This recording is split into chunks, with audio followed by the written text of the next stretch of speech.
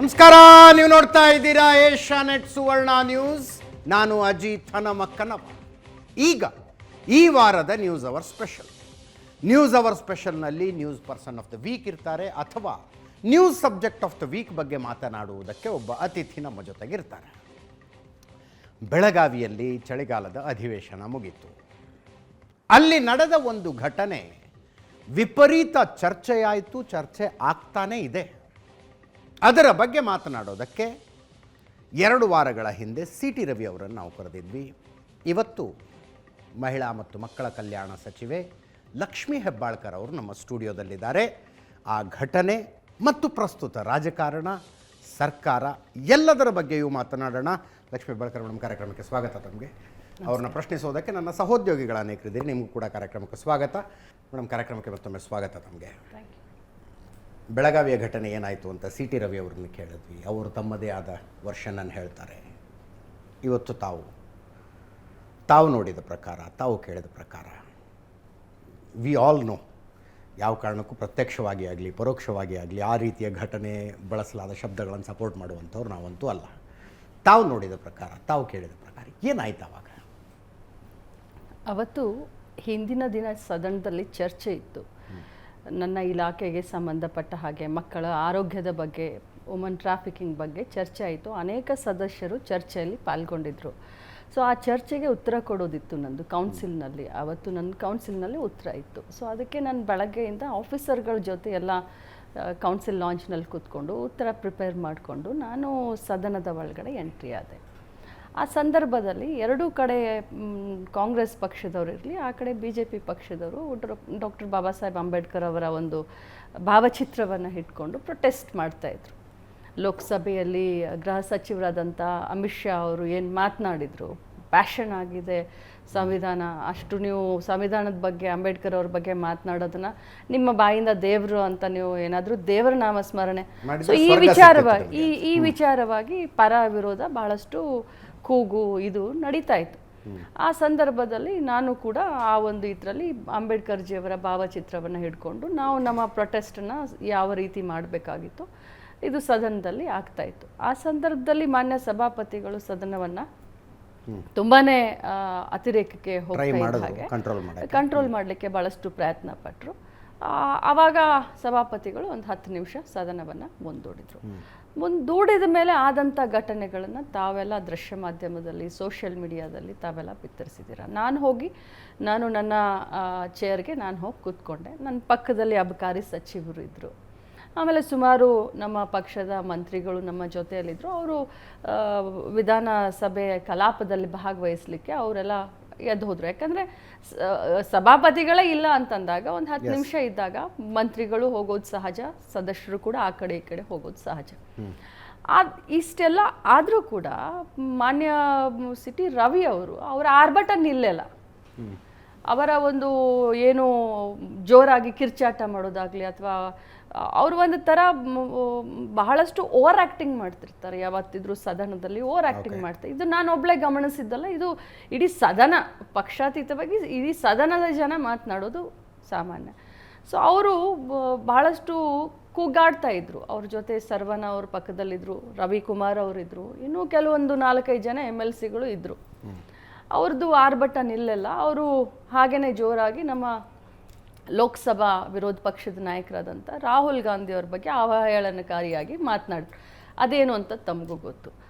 So ಆ ಮಾತನಾಡಿದಂಥ ಸಂದರ್ಭದಲ್ಲಿ ಅದರಲ್ಲೂ ಕೂಡ ನನ್ನನ್ನೇ ನೋಡಿ, ನನ್ನ ಎದುರುಗಡೆನೆ, ಅಂದರೆ ಒಂದು 7-8 ಫೀಟ್ ಕೂಡ ನಮ್ಮದು ಸೀಟ್ ಹೆಚ್ಚು ಕಡಿಮೆ ಇರುತ್ತೆ. ಸೊ ನಾನು ಒಬ್ಬಳೇ ಆ ರೋಡ್ನಲ್ಲಿ ನಾನು ಕೂತಿದ್ದೆ. ಅಬಕಾರಿ ಸಚಿವರು ಆಗ ತಾನೇ ಎದ್ದು ಅವರು ಹೊರಡ್ತಾಯಿದ್ರು. ನನ್ನನ್ನು ನೋಡಿ ರವಿಕುಮಾರ್ ಅವ್ರಿಗೆ ನೀನು ಇದನ್ನು ನೀನು ರಾಹುಲ್ ಗಾಂಧಿ ರಾಹುಲ್ ಗಾಂಧಿ ಡ್ರಗ್ ಎಡಿಕ್ಟ್ ಅಂತ ನೀನು ಅಂತ ಅವ್ರಿಗೂ ಕೂಡ ಪ್ರಚೋದನೆ ಮಾಡ್ತಾಯಿದ್ರು.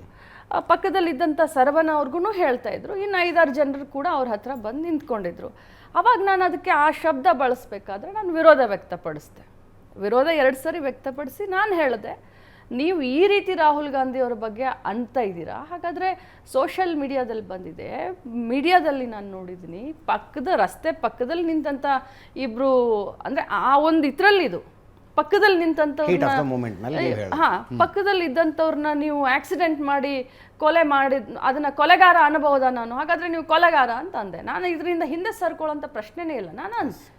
ಸೊ ಅಂದಂಥ ಸಂದರ್ಭದಲ್ಲಿ ಬಹಳಷ್ಟು ವೇಗವಾಗಿ ಸುಮಾರು ಬಾರಿ, ಒಮ್ಮೆ ಅಲ್ಲ, 2 ಬಾರಿ ಅಲ್ಲ, 3 ಬಾರಿ ಅಲ್ಲ, ಸುಮಾರು ಬಾರಿ ರಿಪೀಟೆಡ್ಲಿ ಒಂದು ಅವರ ಮುಖ, ಅವರ ಭಾವನೆ, ಅವರ ನಾಟಕೀಯ ಒಂದು ಕ್ರಿಕೆಟ್ ಒಂದು ಇದನ್ನೆಲ್ಲ ಸೇರಿಸ್ಕೊಂಡು ನನ್ನ ಮುಖಕ್ಕೆ ಸಿಡ್ಲು ಬಡ್ದಾಗೆ ಒಮ್ಮೆಲ್ಲ 10 ಬಾರಿ ಅಂದರು. ಆ ಪದವನ್ನು ಒಬ್ಬ ಮಹಿಳಾ ಸಚಿವೆ ಆಗೋಕ್ಕಿಂತ ಮುಂಚೆ ಒಬ್ಬ ಮಹಿಳೆ ನಾನು, ಒಬ್ಬ ತಾಯಿ ನಾನು.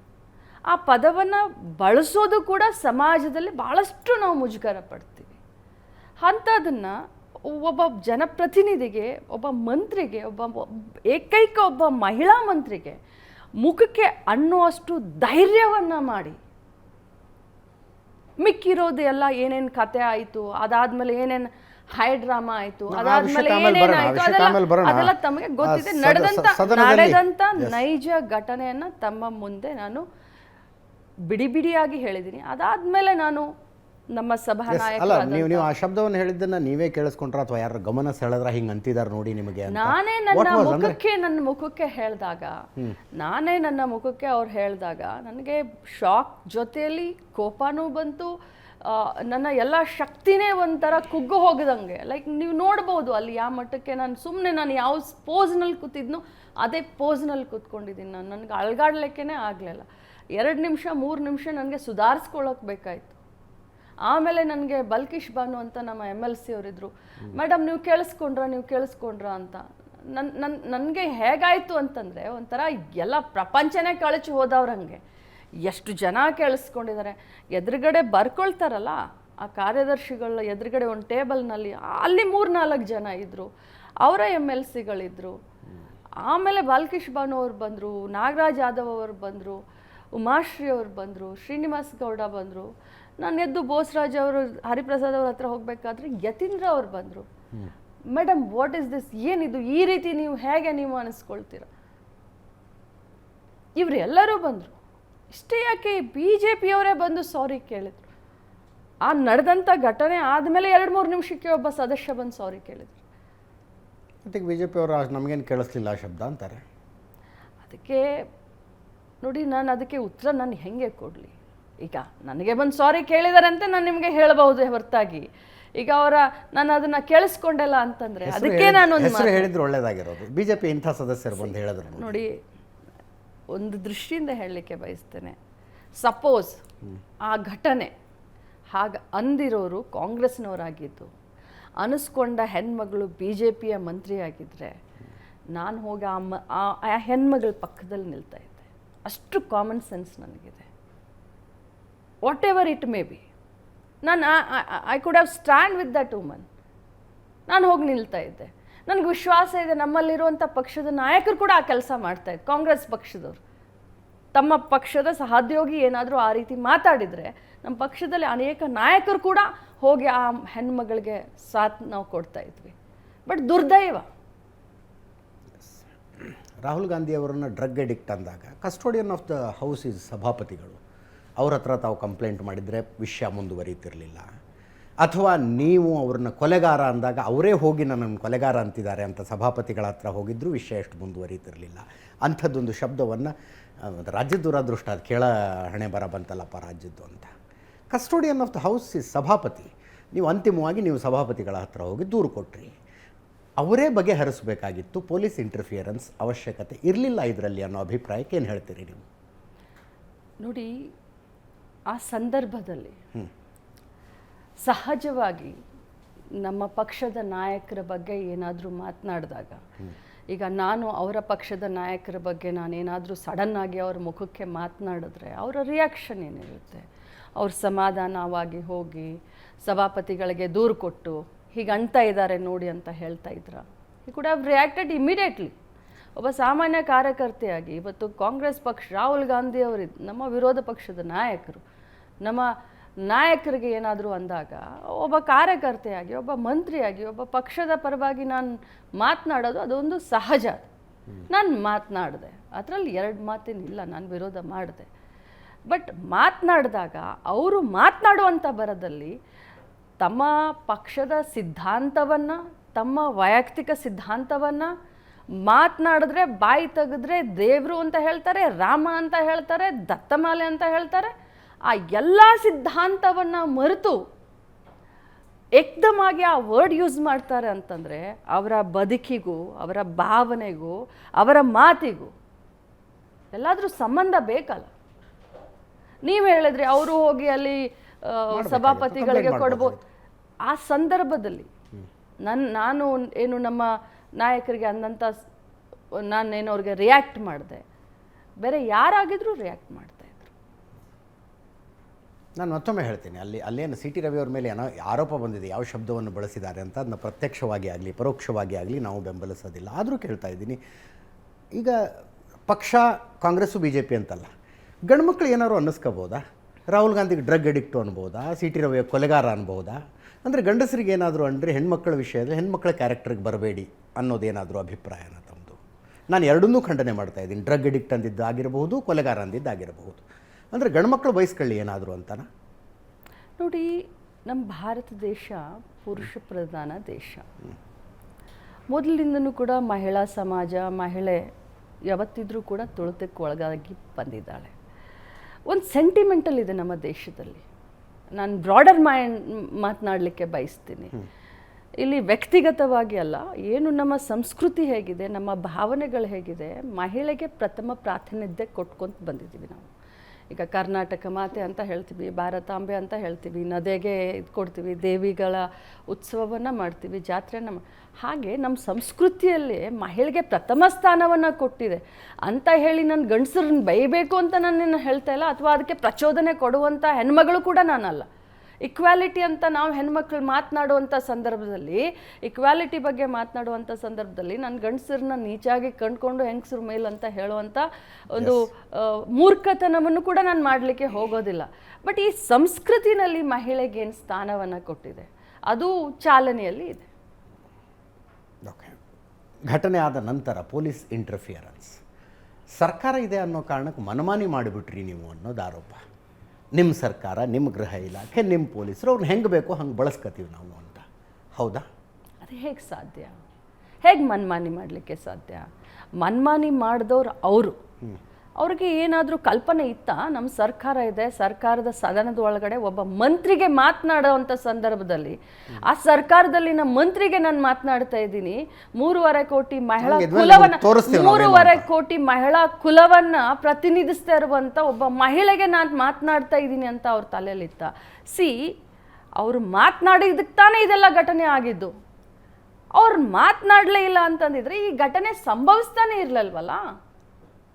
ನೀವು ಯಾಕೆ ಆ ವಿಚಾರವನ್ನ ಡೆಫಿನೆಟ್ಲಿ ಅದರ ಬಗ್ಗೆ ನಡೆದಿದೆ. ಕಸ್ಟೋಡಿಯನ್ ಆಫ್ ದ ಹೌಸ್ ಅಂತ ಒಬ್ಬ ಸಭಾಪತಿಗಳನ್ನು ಅಲ್ಲಿ ಕೂಡಿಸಿರುವಾಗ ಸಭಾಪತಿಗಳ ಮಾತು ಮೀರಿ ಏನು ಆಗಬಾರದು ಅನ್ನುವ ನಿಯಮವನ್ನು ಪ್ರಜಾಪ್ರಭುತ್ವ ಆ ಸದನಕ್ಕೆ ಹಾಕಿರುವ ನಿಯಮ ಅದು, ಸದನಕ್ಕೆ ಹಾಕಿರುವ ನಿಯಮ ಅದು.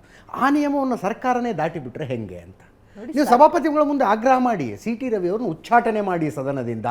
ಸಿ ಟಿ ರವಿ ಅವರಲ್ಲಿದ್ದರೆ ನಾವು ಕಾಂಗ್ರೆಸ್ನವ್ರು ಯಾರು ಕೂತ್ಕೊಳ್ಳೋದಿಲ್ಲ, ಅಥವಾ ಸಿ ಟಿ ರವಿ ಅವ್ರ ಎದುರಿಗೆ ನಾವು ಯಾವತ್ತು ಬಂದರೂ ಕಪ್ಪು ಬಟ್ಟೆ ಹಾಕ್ಕೊಂಬರ್ತೀವಿ, ನೀವು ಏನು ಪ್ರತಿರೋಧ ಮಾಡುವ ಎಲ್ಲ ಅವಕಾಶಗಳು ನಿಮ್ಮ ಹತ್ರ ಇತ್ತು ಅಂತ ಸಭಾಪತಿಗಳು.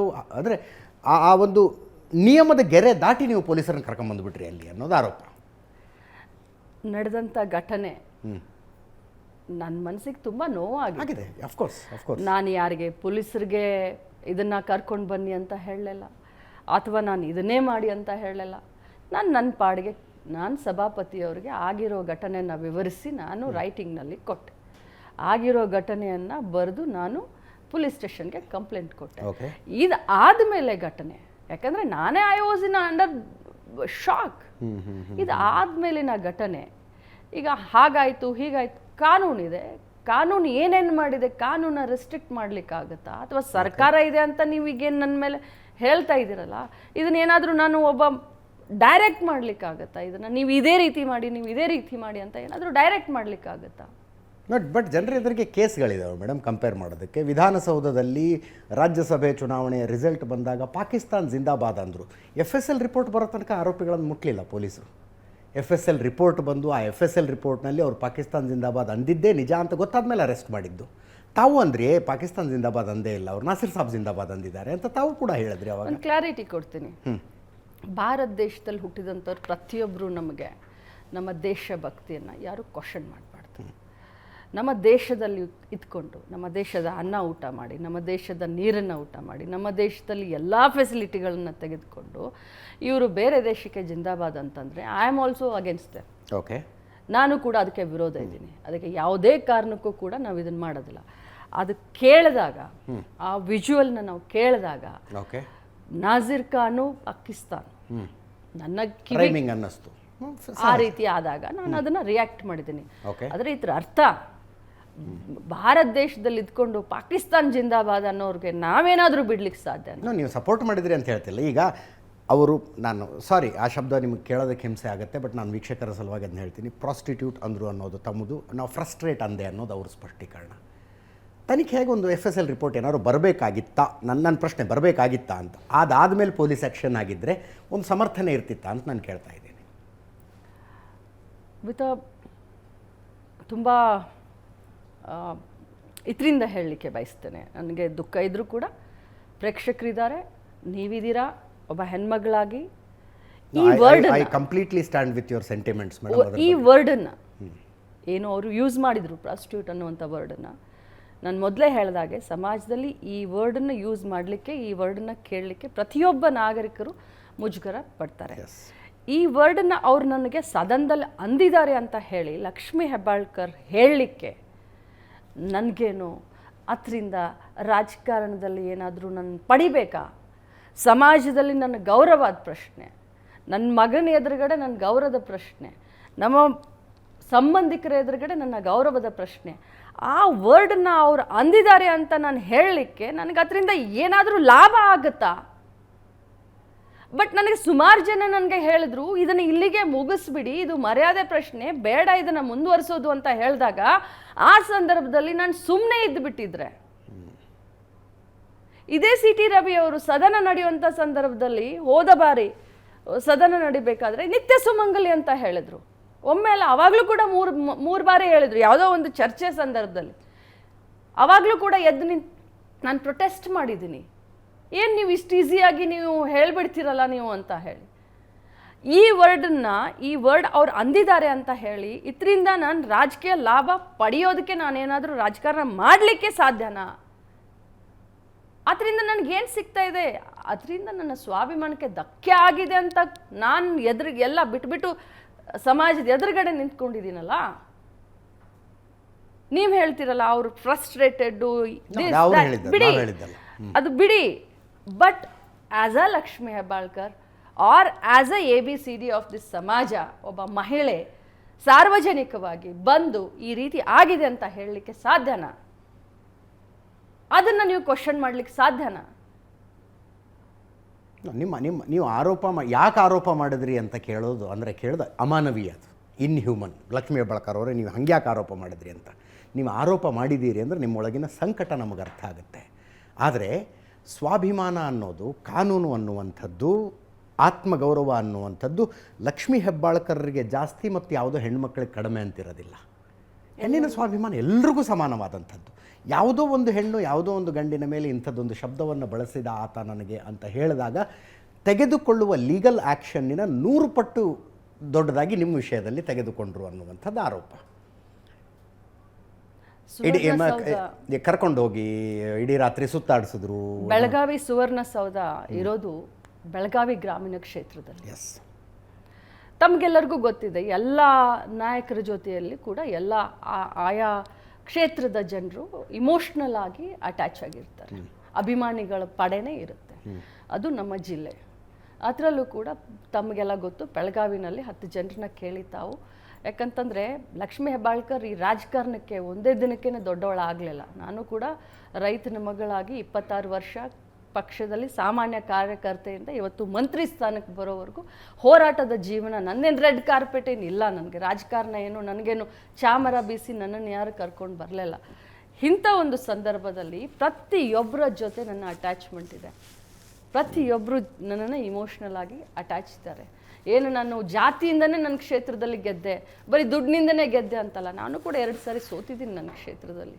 ಜಾತಿ ಅಂತೂ ಇಲ್ಲ, ಅಲ್ಲಿ ಲಿಂಗಾಯತರಂತರೂ ಇಲ್ಲ, ಎಲ್ಲ ಜಾತಿಯವರು ಸೇರಿಕೊಂಡು ಇವತ್ತು ನನಗೆ ಆಶೀರ್ವಾದ ಮಾಡಿದ್ದಾರೆ ಬೆಳಗಾವಿ ಗ್ರಾಮೀಣ ಕ್ಷೇತ್ರದಲ್ಲಿ. ಅದು ನಮ್ಮ ಜಿಲ್ಲೆ, ನಮ್ಮ ಕ್ಷೇತ್ರ, ಹಿರೇಬಾಗೇವಾಡಿ ಸ್ಟೇಷನ್ ನಮಗೆ ಬರುತ್ತೆ. ಹುಟ್ಟಿ ಬೆಳೆದಿದ್ದು ಮದುವೆ ಆಗಿದ್ದು ಖಾನಾಪುರ, ಬಾಗೇವಾಡಿಯಿಂದ ಖಾನಾಪುರಕ್ಕೆ ಶಿಫ್ಟ್ ಮಾಡಿದ್ರು. ಖಾನಾಪುರದಲ್ಲಿ ಯಾರು ಹೋದರು? ಖಾನಾಪುರದಲ್ಲಿ ಕಾಂಗ್ರೆಸ್ನವ್ರು ಹೋದ್ರ, ಏನು BJP ಅವ್ರು ಹೋದ್ರ? ಸ್ಟೇಷನ್ನಲ್ಲಿ ಯಾರು ಮೀಟಿಂಗ್ ಮಾಡಿದ್ರು? BJP ಅವರು. ಯಾರು ಮಾಡಿದ್ರು ಮೀಟಿಂಗ್? BJP ನಾಯಕರು. ಮತ್ತು ಎಲ್ಲಿ ಅವ್ರಿಗೆ ತೊಂದರೆ ಆಗಿದೆ? ಲಾ ಆ್ಯಂಡ್ ಆರ್ಡರ್ ಅಂತ, ಇದು ಎಲ್ಲ ಪೊಲೀಸ್ನವ್ರು ತಗೊಂಡಿರುವಂಥ ವಿಚಾರ. ಓಕೆ. ನಾನೇ ಮನೆಯಲ್ಲಿ ಕೂತ್ಕೊಂಡಾಗ ನನಗೆ 10 ಜನ ಬಂದು ಸಮಾಧಾನ ಹೇಳುವಂಥ ಸ್ಥಿತಿಯಲ್ಲಿ ಇನ್ನು ಈ ಅಪ್ಪನ ಎಲ್ಲಿ ತೊಗೊಂಡೋದ್ರು, ಇಲ್ಲಿ ಯಾಕೆ ತೊಗೊಂಡೋದ್ರು, ಅಲ್ಲಿ ಯಾಕೆ ತೊಗೊಂಡೋದ್ರು ಅಂತ ಕೇಳ್ಕೊಂಡು ಕೂರುವಷ್ಟು ನನಗೆ ನೀರಿತ್ತ ಆವಾಗ. CT ರವಿ ಅವರ ಮೇಲೆ ಸುವರ್ಣಸೌಧದಲ್ಲಿ ಹಲ್ಲೆ ಆಗುತ್ತೆ. ಜಗತ್ತು ನೋಡುತ್ತೆ ಮೇಡಮ್, ನಿಮ್ಮ PA ಮತ್ತು ನಿಮ್ಮ ತಮ್ಮನ PA ಮುಂದೆ ನಿಂತ್ಕೊಂಡು ಮಾಡಿದಂಥ ಹಲ್ಲೆ ಅದು. CT ರವಿ ಅವರು ಕೊಟ್ಟಿದ್ದ ಕಂಪ್ಲೇಂಟ್ ಏನಾಯಿತು? ಯಾಕೆ ಇವತ್ತಿನ ತನಕ ಕಂಪ್ಲೇಂಟ್ ರಿಜಿಸ್ಟರ್ ಆಗಿಲ್ಲ? ಇಲ್ಲಿವರೆಗೆ ಈ ಘಟನೆ ಸಂಬಂಧವಾಗಿ ನಿಮ್ಮ ಎದುರುಗಡೆ ಹೇಳ್ತಾ ಇದ್ದೀನಿ, ಪ್ರೇಕ್ಷಕರಿಗೆ ಹೇಳ್ತಾ ಇದ್ದೀನಿ, ಈ ಘಟನೆಗೆ ಸಂಬಂಧವಾಗಿ ಯಾರೇ ಕಾನೂನನ್ನು ಕೈಯಲ್ಲಿ ತಗೊಳ್ಳಿ, ಅವ್ರಿಗೆ ಕಾನೂನು ಪ್ರಕಾರ ಏನು ಶಿಕ್ಷೆ ಆಗಬೇಕು ಆ ಶಿಕ್ಷೆ ಆಗಲಿ. ಆದರೆ ಇಲ್ಲಿಯವರೆಗೆ ಇದರ ಸಂಬಂಧವಾಗಿ ನಾನು ಯಾರ ಹತ್ರ ಕೂಡ ಮಾತನಾಡಲಿಲ್ಲ. ಅಂದರೆ ಯಾಕೆ FIR ಕೂಡ ಯಾಕೆ ಆಗಲಿಲ್ಲ ಅಂತ ನಾನು ಒಂದೇ ಮಾತನ್ನು ಹೇಳಲಿಕ್ಕೆ ಬಯಸ್ತೇನೆ. ಯಾರೇ ಕಾನೂನನ್ನು ಕೈಯಾಗಿ ತಗೊಂಡ್ರು ಕೂಡ ಅವ್ರಿಗೆ ಶಿಕ್ಷೆ ಆಗಲಿ. ಬಟ್ ಅದಕ್ಕಿಂತ ಮುಂಚೆ ಒಂದು ತಮಗೆ ನಾನು ಪ್ರಶ್ನೆ ಮಾಡ್ತೀನಿ. ಇವತ್ತು ನನ್ನ ತಮ್ಮನ PAನೇ ಆಗಲಿ, ಇವತ್ತು ನನ್ನ PAನೇ ಆಗಲಿ, ಈ ಘಟನೆ ಸುವರ್ಣಸೌಧದಲ್ಲಿ ನಡೆದಂಥ ಘಟನೆ, ಈ ಸುವರ್ಣಸೌಧ ಚಿಕ್ಕಮಂಗ್ಳೂರಿನಲ್ಲಿ ಇದ್ದು, ಚಿಕ್ಕಮಂಗ್ಳೂರಿನಲ್ಲಿ ಅವರ ಕ್ಷೇತ್ರದಲ್ಲಿನೇ ಅವರ ಇದಕ್ಕೆ ನಾನು ಏನಾದರೂ ಅವರ ಹೆಂಡತಿಗೆ ಈ ಮಾತನ್ನು ಅಂದಿದ್ರೆ ಏನಾಗಿರೋದು? ಅವ್ರು ಅಂದರೂ ಸದನದ ಒಳಗಡೆ ಅಂತ ಎಲ್ಲ ಮಾಧ್ಯಮದಲ್ಲಿ ಬಂದಾಗ ಯಾರ್ಯಾರು ಏನೇನು ಯಾರ್ಯಾರು ಮಾಡಿದ್ದಾರೆ ಅಂತಲೂ ಏನೂ ಗೊತ್ತಿಲ್ಲ ನನಗೆ. ನಾವೇನು ಈ ರೀತಿ ಮಾಡಿ ಅಂತ ಹೇಳಲಿಕ್ಕಾಗತ್ತಾ? ಹೋಗಿ ಅವ್ರನ್ನ ಇದನ್ನು ಮಾಡಿ ಅಂತ ಹೇಳಲಿಕ್ಕಾಗತ್ತಾ? ಏನು ನಾವು ಇವ್ರ ಹಾಗೆ ಏನು ಜಾತಿ ಮಧ್ಯ ಬೆಂಕಿ ಹಚ್ಚಿ ರಾಜಕಾರಣ ಮಾಡೋಳಂತ ತಿಳ್ಕೊಂಡಿದ್ದಾರ? ನಾನು 1000 ಸತೆ ಹೇಳ್ತೀನಿ ರೀ, ಒಂದು ಹೆಜ್ಜೆ ಇಡಬೇಕಂದ್ರೂ ಕೂಡ 4 ಬಾರಿ ವಿಚಾರ ಮಾಡ್ತೀನಿ. ಯಾರ ಮನಸ್ಸಿಗಾದರೂ ನೋವಾಗುತ್ತಾ ಅಂತ ವಿಚಾರ ಮಾಡ್ತೀನಿ. ಆ ಒಂದು ಸಂಸ್ಕೃತಿಯಲ್ಲಿ ಬಂದವ್ರು ನಾವು. ಕಾನೆ ಕಾಯಕ್ ದಿಖಾನೆ ಕಾಯಕ್ ಅಂತ ಹೇಳ್ತಾರೆ. ನೋಡಿದ್ರೆ ಎಲ್ಲ ಮಾಲೆಗಳನ್ನ ಹಾಕೊಳ್ಳೋದು, ಮಾತನಾಡೋದು ಮಾತ್ರ ರಾವಣಂದು, ಆಡೋದು ಮಾತ್ರ ರಾವಣನ ಧರ್ಮ ಪಾಲಿಸೋದು. ಆ ರೀತಿ ಅಲ್ಲ ನನಗೆ. ಈಗ ಸದನದ ಹೊರಗಡೆ ಯಾರ್ಯಾರು ಏನೇನು ಮಾಡಿದ್ದಾರೆ ಅದ್ರ ಬಗ್ಗೆ ನನಗೇನು ಗೊತ್ತಿಲ್ಲ. ಅವ್ರು ಯಾಕೆ ಹಂಗೆ ಮಾಡಿದ್ರು ಅನ್ನೋದನ್ನು ಕೂಡ ತಾವು ನೆನಪಿಸ್ಕೊಳ್ಳಿ. ಓಕೆ, ನಾನು ಪ್ರಶ್ನೆಗಳನ್ನು ತಗೊಳ್ತೀನಿ. ಮೇಡಮ್, ಬೆಳಗಾವಿಯಲ್ಲಿ ನಡೆದಂಥ ಘಟನೆ ಏನಿದೆ, ಅಲ್ಲಿ ಯಾರು ಯಾವ ಮಾತುಗಳನ್ನು ಆಡಿದ್ರು, ಯಾರು ಮಾತಾಡಿದ್ರು, ಯಾರು ಏನು ಪದಗಳನ್ನ ಬಳಸಿದ್ರು ಅನ್ನೋಂಥದ್ದು, ಆಮೇಲೆ ಅದಕ್ಕೆ ಸಾಕ್ಷಿ ಇಲ್ಲ ಮತ್ತೊಂದು ಮಗ್ದೊಂದು ಅಂತ ಹೇಳ್ತಿದ್ದಾರೆ. ಅದು ಸಾಕ್ಷಿ, ಆತ್ಮಸಾಕ್ಷಿ, ಮನಸ್ಸಾಕ್ಷಿಗೆ ಸಂಬಂಧಪಟ್ಟಂಥ ವಿಚಾರ, ಅದು ಒಂದು ಕಡೆ. ಆದರೆ ಈ ವಿಚಾರವನ್ನು ಇಟ್ಕೊಂಡು BJPಯವರು ಕಾಂಗ್ರೆಸ್ನ ಒಂದು ಮಹಿಳಾ ಕಲ್ಯಾಣ ಇಲಾಖೆ ಸಚಿವೆಗೆ ಇಂಥದ್ದೊಂದು ಪದವನ್ನು ಬಳಸಿದ್ರು ಅನ್ನೋಂಥ ವಿಚಾರವನ್ನು ಇಟ್ಕೊಂಡು ಕಾಂಗ್ರೆಸ್ನವರು ಬಹಳ ದೊಡ್ಡ ಒಂದು ಟ್ರೆಂಡ್ ಸೆಟ್ ಮಾಡ್ಬೋದಿತ್ತು. ಅಂದರೆ BJPಯವರು ಮಾತಾಡೋದೊಂದು ನಡ್ಕೊಳ್ಳೋದೊಂದು ರೀತಿಯಲ್ಲಿ ಅಂತಂದ್ಬಿಟ್ಟು. ಆದರೆ ಅದಾದ ಮೇಲೆ ಅವರನ್ನು ನಡೆಸ್ಕೊಂಡಂಥ ರೀತಿಯಿಂದಾಗಿ ಒಂದು ರೀತಿ ನೀವು ಪೊಲಿಟಿಕಲ್ ಮೈಲೇಜ್ನ ತಗೊಳ್ಳೋವಂಥ ಒಂದು ವಿಚಾರವನ್ನು ಬಹಳ ಸುಲಭವಾಗಿ ನೀವು BJPಯವರು ಪೊಲಿಟಿಕಲ್ ಮೈಲೇಜ್ನ ತಗೊಳ್ಳೋದಕ್ಕೆ ಬಿಟ್ಕೊಟ್ರಿ ಅಂತ ಅನ್ನಿಸ್ತಾ ಇಲ್ವಾ? ಫಸ್ಟ್ ಆಫ್ ಆಲ್ ಈ ಘಟನೆ ಪೊಲಿಟಿಕಲ್ ಮೈಲೇಜಿಗೆ ಆಗಬಾರ್ದು, ಬಳಸಿದ ಶಬ್ದ ಅದು ಆಗಬಾರ್ದು. ಆದರೆ ರಾಜಕಾರಣದಲ್ಲಿ ಯಾರು ಯಾವುದ್ರಲ್ಲಿ ಮೈಲೇಜ್ ತಗೋತಾರೋ ಎಲ್ಲವೂ ಮಾಫಿ ಅನ್ನೋ ಹಂಗಾಗಿದೆ.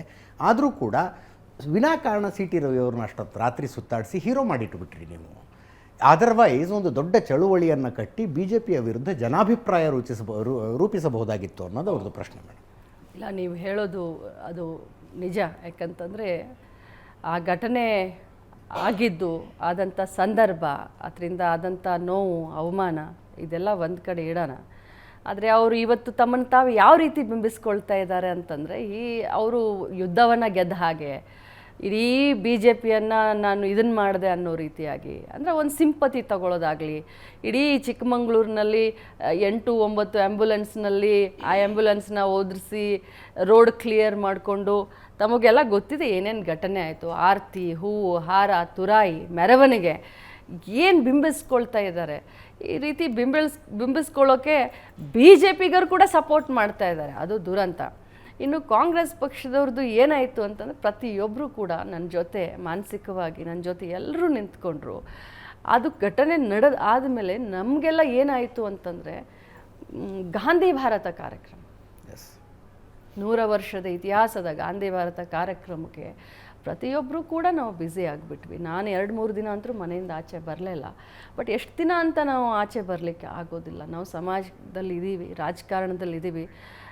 ಒಂದೇ ಪಾಯಿಂಟು, ಬಿ ಜೆ ಪಿಯವ್ರದ್ದು ಒಂದೇ ಪಾಯಿಂಟು, ಈ ಮುಂದೆ ಬರುವಂಥವ್ರಿಗೆ ಅಥವಾ ಮಹಿಳೆಯರಿಗೆ ಹೇಗೆ ಕುಗ್ಗಿಸ್ಬೇಕು, ಅವ್ರ ಮಾರಲ್ ಹೇಗೆ ಡೌನ್ ಮಾಡಬೇಕು, ಅವ್ರ ಕಾನ್ಫಿಡೆನ್ಸ್ ಲೆವೆಲ್ ಯಾವ ರೀತಿ ಡೌನ್ ಮಾಡಬೇಕು, ಈ ರೀತಿ ಅಂದುಬಿಟ್ರೆ ಇದು ಒಮ್ಮೆ 2 ಬರೆ 3 ಬರೆ ಅಲ್ಲ, ದೇಶದಲ್ಲಿ ಅನೇಕ ಕಡೆ ಈ ರೀತಿ ಬಿ ಜೆ ಪಿ ನಾಯಕರು ಅಂದಿರೋದು ಅಂತ ಈಗ ನನಗೆ ಗಮನಕ್ಕೆ ಬಂದಿದೆ. ಜಾರ್ಖಂಡ್ನಲ್ಲಿ ಒಬ್ಬ ಮಹಿಳೆಗೆ ಅಪಮಾನ ಮಾಡಿರೋದು, ಡೆಲ್ಲಿನಲ್ಲಿ ಒಬ್ರಿಗೆ ಮಾಡಿರೋದು ಈಗ ನನಗೆ ಎಲ್ಲರೂ ಹೇಳ್ತಾ ಇದ್ದಾರೆ, ನಮ್ಮ ನಾಯಕರು ಬೇರೆ ಬೇರೆ ರಾಜ್ಯದಿಂದ ಫೋನ್ ಮಾಡಿ. ಬಟ್ ಈ ರೀತಿ ಆಗಬಾರ್ದು ಅಂತ ನಿಮ್ಮ ಅನಿಸಿಕೆ ಏನಿದೆ ಅಲ್ಲ, ನಿಜವಾಗ್ಲೂ ಇದು ಕರ್ನಾಟಕ ರಾಜ್ಯದ ರಾಜಕಾರಣದಲ್ಲಿ ಒಂದು ಕಪ್ಪು ಚುಕ್ಕಿ ಅಂತ ಹೇಳಲಿಕ್ಕೆ ನಾನು ಬಯಸ್ತೀನಿ. ಎಸ್ ಮಾರ್ತೇಶ್ ಮೇಡಮ್, ಈ ಪ್ರಕರಣದಲ್ಲಿ ತಾವು ಬಯಸ್ತಾ ಇರುವಂತಹ ನ್ಯಾಯ ಯಾವ ರೂಪದ್ದು ಅಂತ ಒಂದು, ಯಾಕಂದರೆ ಸದನದ ಒಳಗಡೆ ಆಗಬೇಕಾಗಿತ್ತು. ಇಡೀ ಪ್ರಕರಣದ ಬಗ್ಗೆ ಸಭಾಪತಿಗಳು ತಾವು ಅಂದರೆ ಅವರ ಸರ್ಕಮ್ಟೆನ್ಸಸ್ಸಲ್ಲಿ ಇರಬಹುದಾದಂಥ ಸಾಕ್ಷ್ಯಗಳನ್ನು ಪರಿಶೀಲಿಸಿದಾಗ ಅದರಲ್ಲಿ ಯಾವುದೇ ರೀತಿಯಾದಂಥದ್ದು ಇಲ್ಲ ಅಂತೇಳಿ ಅವ್ರು ರೂಲಿಂಗ್ ಕೂಡ ಕೊಟ್ಟಾಗಿದೆ. ನೀವು ಇದನ್ನು ಕಾನೂನಾತ್ಮಕವಾಗಿ ಹೋರಾಟವನ್ನು ಹೊರಗಡೆ ಮಾಡ್ತಾ ಇದ್ದೀರಿ. ಅದರಲ್ಲಿ ಎಷ್ಟರ ಮಟ್ಟಿಗೆ ನ್ಯಾಯ ಸಿಗ್ಬೋದು ಗೊತ್ತಿಲ್ಲ. ಆದರೆ ನೀವು ಬಯಸ್ತಾ ಇರುವಂಥ ನ್ಯಾಯ ಏನು? ಸಿ ಟಿ ರವಿ ಅವರು ಬಹಿರಂಗವಾಗಿ ತಮ್ಮ ಮುಂದೆ ನಿಂತು ಕ್ಷಮೆ ಕೇಳಬೇಕೋ ಅಥವಾ ಪರಿಷತ್ನ ಒಳಗೆ ಕ್ಷಮೆಯನ್ನು ಬಯಸ್ತಾ ಇದ್ದೀರೋ ಅಥವಾ ಅವರ ಅಲ್ಲೇ ಕ್ಷಮೆ ಕೇಳಿದ್ರೆ ಅದನ್ನು ಅಲ್ಲಿಗೆ ಬಿಡ್ತಾ ಇದ್ರು ಅಥವಾ ಈಗಲೂ ಅವರ ಕ್ಷಮೆಯನ್ನು ತಾವು ಬಯಸ್ತಾ ಇದ್ದೀರಾ ಅಂತ? ಆ ಪ್ರಮೇಯನೇ ಬೇಡ ನನಗೆ. ಅವರು ನನ್ನನ್ನು ಕ್ಷಮೆ ಕೇಳೋದು ಬೇಡ, ನಾನು ಅವ್ರನ್ನ ಕ್ಷಮಿಸೋದು ಬೇಡ. ನನಗೆ ಆದಂಥ ನಷ್ಟ ತುಂಬಿಕೊಡ್ಲಿಕ್ಕಂತೂ ಆಗೋದಿಲ್ಲ. ಆದಂಥ ಗಾಯ ಅದನ್ನು ಆರಿಸ್ಲಿಕ್ಕಂತೂ ಸಾಧ್ಯ ಇಲ್ಲ. ಅವರಿಂದ ನಾನು ಅದನ್ನು ಎಕ್ಸ್ಪೆಕ್ಟ್ ಮಾಡೋದೂ ಇಲ್ಲ. ಆದರೆ ಏನು ಪದೇ ಪದೇ ಅವ್ರು ಹೇಳ್ತಾ ಇದ್ದಾರೆ, ನಾನು ಅಂದೆಲ್ಲ ನಾನು ಆ ರೀತಿ ಮಾತನಾಡಲಿಲ್ಲ ಅಂತ ತಮ್ಮನ್ನು ತಾವು ಬಿಂಬಿಸ್ಕೊಳ್ತಾ ಇದ್ದಾರೆ. ಏನು ಅವರ ಜೊತೆ ಎಲ್ಲ ನಾಯಕರು ಕೂಡ ಅವರ ಜೊತೆ ಬಿಂಬಿಸ್ಕೊಳ್ತಾ ಇದ್ದಾರೆ. ಅವರು ಈಗ ನಾಳೆ ಏನೇ ಬಂದರು, ಯಾವುದೇ ರಿಪೋರ್ಟ್ ಬಂದರು, ಏನೇ ಒಂದು ಕಾನೂನಿನಲ್ಲಿ ಹೋರಾಟದಲ್ಲಿ ನಮಗೆ ಜಯ ಸಿಕ್ಕರೂ ಕೂಡ ಸರ್ಕಾರದ ಮೇಲೆ ಸುಲಭವಾಗಿ ಹಾಕ್ಬೋದು. ಅವರು ಸರ್ಕಾರ ಇದೆ, ಅದಕ್ಕೆ ಈ ರೀತಿ ಮಾಡಿದರು, ಆ ರೀತಿ ಮಾಡಿಕೊಂಡ್ರು, ದುರ್ಬಳಕೆ. ಯಾಕಂದರೆ ಈಗಲೇ ತೋರಿಸ್ತಾ ಇದ್ದಾರೆ, ರಾತ್ರಿಯೆಲ್ಲ ಸುತ್ತಾಕ್ಸಿ ನನ್ನನ್ನು ಎನ್ಕೌಂಟರ್ ಮಾಡಲಿಕ್ಕೆ ಬಂದಿದ್ದರು, ನನಗೆ ಅಲ್ಲಿ ತೊಂದರೆ ಮಾಡಲಿಕ್ಕೆ ಬಂದಿದ್ದರು ಅಂತ ತಾವು ಎಲ್ಲ ಮಾಧ್ಯಮದಲ್ಲಿ ಅವರ ಒಂದು ಅಧಿಕ ಪ್ರಸಂಗಿತನ ಅಂತ ಹೇಳ್ಬೋದು. ಇದಕ್ಕೆ ಅಧಿಕ ಪ್ರಸಂಗಿತನ ಅಂತ ಹೇಳ್ತೀವಿ ಈ ಮಾತಿಗೆ ನಮ್ಮ ಭಾಷೆಯಲ್ಲಿ. ಅದನ್ನು ತಾವು ಎಲ್ಲ ಗಮನಿಸಿದ್ದೀರಾ. ಅದಕ್ಕೆ ನಾನು ಒಂದು ಮಾತನ್ನು ಮೊನ್ನೆ ಹೇಳಿದೆ. ಏನು ಹೇಳಿದೆ ಅಂತಂದರೆ, ನೀವು ಭಾಳಷ್ಟು ದೇವರನ್ನ ನಂಬ್ತೀರಾ, ಭಾಳಷ್ಟು ದೈವಿ ಭಕ್ತರು ನೀವು. ಸಾಮಾನ್ಯವಾಗಿ ಸಿ ಟಿ ರವಿ ಅವರು ಯಾವತ್ತಿದ್ರು ತಾವು ನೋಡಿದ್ದೀರಾ, ಕೇಸರಿ ಶಾಲು ಏನೇನೋ ಅವ್ರು ಮಾಡ್ತಾ ಇರ್ತಾರೆ. ಸೊ ಅದಕ್ಕೋಸ್ಕರ ಚಿಕ್ಕಮಂಗ್ಳೂರು ತುಂಬ ಹತ್ತಿರ ಇದೆ ಧರ್ಮಸ್ಥಳಕ್ಕೆ ಬಂದುಬಿಡಿ. ಧರ್ಮಸ್ಥಳಕ್ಕೆ ಬಂದು ನೀವು ಕಾನೂನು ಅದು ಅದ್ರ ಪಾಡಿಗೆ ಆಗಲಿ. ಬಟ್ ಸದ್ಯಕ್ಕೆ ನಿಮ್ಮನ್ನು ನೀವು ಬಿಂಬಿಸ್ಕೊಳ್ತಾ ಇದ್ದೀರಲ್ಲ, ಒಂದೇನೋ ಪೋರ್ಟ್ರೇಟ್ ಮಾಡ್ತಾ ಇದ್ದೀರಲ್ಲ, ನಾನು ಅಂದೇ ಅಲ್ಲ, ನಾನು ತುಂಬ ಸಾಚ ಇದ್ದೀನಿ ಅಂತ ಏನು ಪೋರ್ಟ್ರೇಟು. ಧರ್ಮಸ್ಥಳಕ್ಕೆ ಬಂದು ನೀವು ಕುಟುಂಬ ಸಮೇತ ಬನ್ನಿ, ನಾನು ನನ್ನ ಮಗನ ನಮ್ಮ ಮನೆ ಯಜಮಾನ್ರನ್ನ ಕರ್ಕೊಂಡು ಬರ್ತೀವಿ, ನೀವು ಕೂಡ ಆನೆ ಮಾಡಿ, ನಾನು ಕೂಡ ಆನೆ ಮಾಡ್ತೀನಿ. ಯಾವ ಮೀಡಿಯಾದವರು ಬೇಡ, ನಮಗೆ ಯಾವ ಪ್ರಚಾರನೂ ಬೇಡ, ನೀವು ಇಷ್ಟೇ ಬನ್ನಿ, ನಾನು ಇಷ್ಟೇ ಬರ್ತೀನಿ ಅಂತ ನಾನು ಕೇಳಿದೆ. ಯಾಕೆ ಈ ಮಾತನ್ನು ಅವ್ರನ್ನ ಕೇಳಿದೆ ಅಂತಂದರೆ, ಬಾಯಿ ಬಡ್ಕೊಳ್ತಾ ಇದ್ರಲ್ಲ ಎಲ್ಲರಿಗೂ ಅವರು, ನಾನು ಮಾತಾಡಲ್ಲ ಅಂತ. ಸೊ ದೈವಿ ಭಕ್ತರಲ್ವ, ದೇವ್ರನ್ನ ನಂಬ್ತಾರಲ್ವ, ಅದಕ್ಕೆ ನಾನು ಕೇಳಿದೆ. ಅದಕ್ಕೆ ಅವ್ರು ಹೇಳಿದ್ರು ಧರ್ಮಸ್ಥಳಕ್ಕೂ ಬರ್ತೀನಿ, ಎಲ್ಲ ಮಗನೂ ಬರ್ತೀನಿ ಅಂತ. ನಾನು ಬಹಳಷ್ಟು ಕಾಯ್ತಾ ಇದ್ದೀನಿ ಯಾವಾಗ ಬರ್ತಾರೆ ಅಂತ. ಇಡೀ ಘಟನೆಯಲ್ಲಿ ಸಭಾಪತಿಗಳ ಪಾತ್ರ ಏನಿತ್ತಲ್ಲ ಅದ್ರ ಬಗ್ಗೆ ಏನು ಹೇಳ್ತೀರಿ ನೀವು? ತಮ್ಮಿಂದ ದೂರ ತಗೊಂಡು ಸಭಾಪತಿಗಳ ಬಗ್ಗೆ ಮಾತನಾಡೋದು ಸಂವಿಧಾನಿಕವಾಗಿ ಅಷ್ಟು ಸರಿಯಲ್ಲ. ಅವ್ರದ್ದೇ ಆದಂಥ ಇತಿಮಿತಿಗಳಿದ್ದಾವೆ, ತಾವು ನಮಗೆ ಹೇಳಿದ್ರ. ಆದರೆ ಸಭಾಪತಿಯವರು ನೇರವಾಗಿ ನಾನು ತಮಗೆ ಹೇಳಲಿಕ್ಕೆ ಬಯಸ್ತೇನೆ, ಸಭಾಪತಿಯವರು ನಾನು ಈ ಆದಂಥ ಘಟನೆಯನ್ನು ಅವ್ರಿಗೆ ನಾವು ವಿವರಿಸ್ತಾ ಇದ್ದಂಥ ಸಂದರ್ಭದಲ್ಲಿ ಹರಿಪ್ರಸಾದ್ ಸರ್ ಇದ್ದರು, ಬೋಸ್ರಾಜ್ ಸರ್ ಇದ್ದರು, ಮತ್ತು 3-4 ಜನ MLCಗಳು, 3-4 ಜನ ಮಂತ್ರಿಗಳಿದ್ದಂಥ ಸಂದರ್ಭದಲ್ಲಿ ನಮ್ಮ ಜೊತೆ ನನ್ನ ದುಃಖದಲ್ಲಿ ಅವರು ಭಾಗಿಯಾದರು. ಲಿಟ್ರಲಿ ಹಿ ಕ್ರೈಡ್.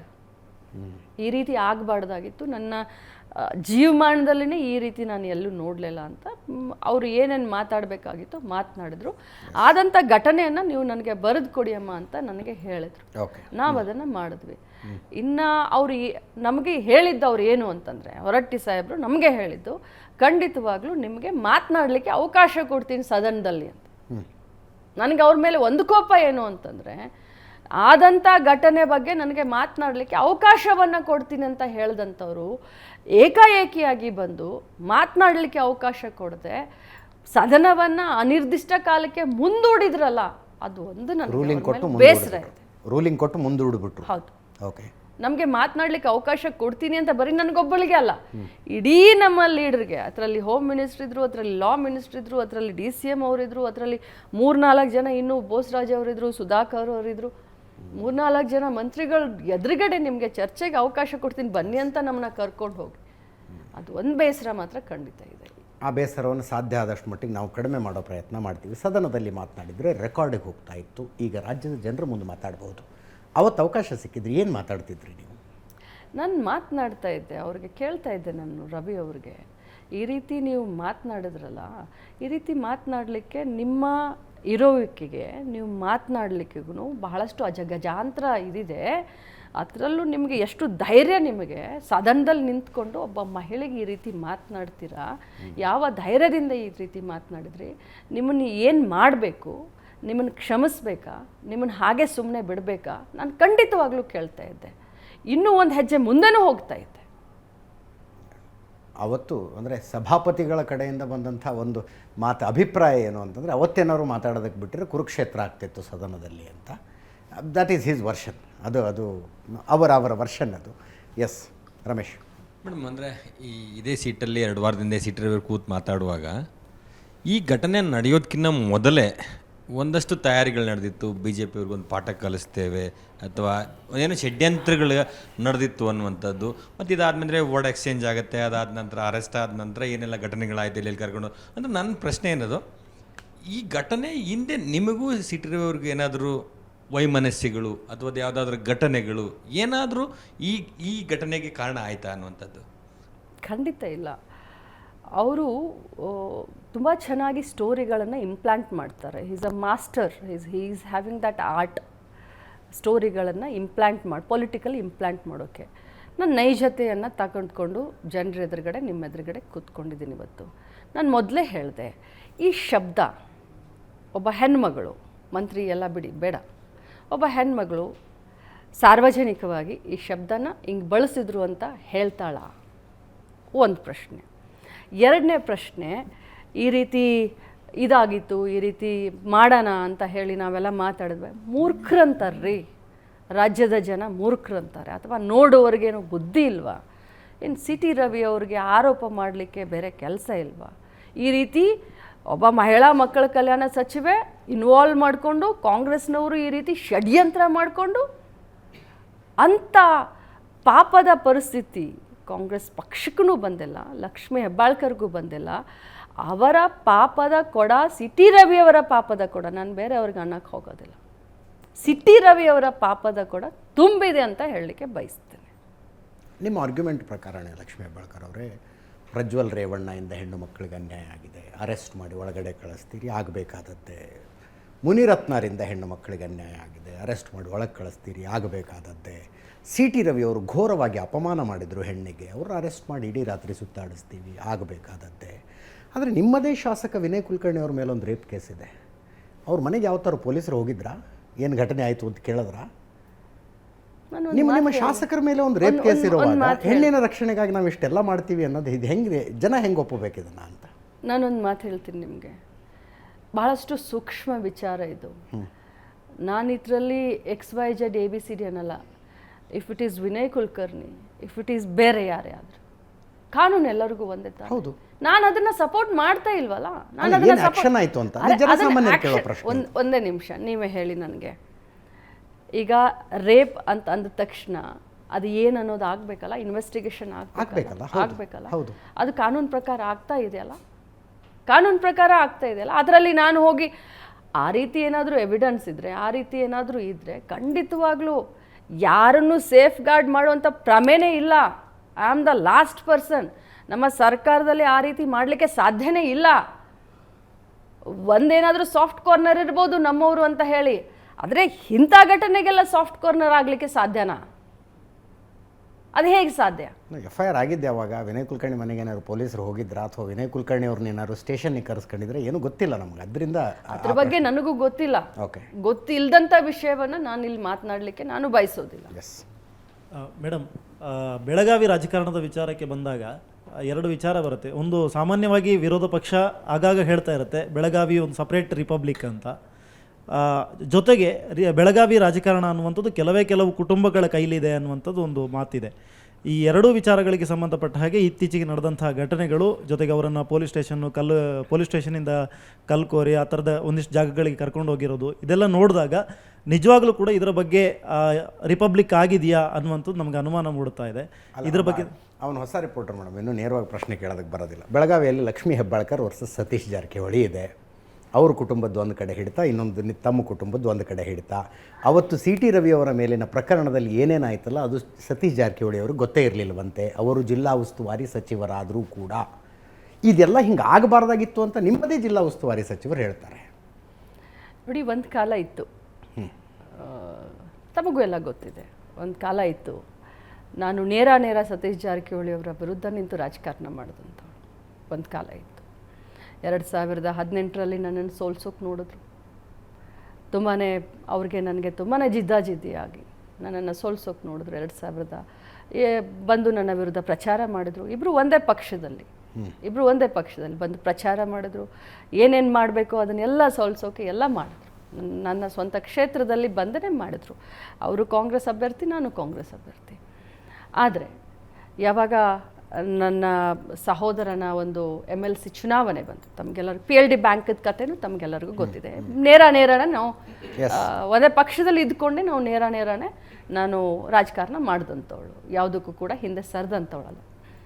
ಆದರೆ ಯಾವಾಗ ಚನ್ನರಾಜನ ಒಂದು MLC ಇಲೆಕ್ಷನ್ ಬಂತು, ಆವಾಗ ನಾವೆಲ್ಲ ನಾಯಕರು ಒಗ್ಗಟ್ಟಾಗಿ ಕೂತ್ಕೊಂಡು ಒಂದು ಇದನ್ನು ಮಾಡಿಕೊಂಡು ಕಾಂಗ್ರೆಸ್ ಪಕ್ಷವನ್ನು ಗಟ್ಟಿ ಮಾಡಬೇಕು. ಭಾಳಷ್ಟು ಅನ್ಯಾಯ ಆಗ್ತಾಯಿದೆ, ನಮ್ಮ ಮಧ್ಯೆ ಕಿತ್ತಾಡ್ಕೊಳ್ಳೋದ್ರಿಂದ ಬೇರೆ ಕಾನ್ಸ್ಟಿಟ್ಯುನ್ಸಿಗಳಲ್ಲಿ ಬಹಳಷ್ಟು ಉಂಟಾಗ್ತಾ ಇದೆ ಅಂತ ನಾವೆಲ್ಲರೂ ಕೂತ್ಕೊಂಡು ಮಾತನಾಡಿ ಒಂದು ಸಂಧಾನ ಅಂತ ಹೇಳ್ಬೋದು, ಅಥವಾ ಒಂದು ನಾವೇ ಮೌಖಿಕವಾಗಿ ಒಂದು ಅಗ್ರಿಮೆಂಟ್ ಅಂತ ಹೇಳ್ಬೋದು.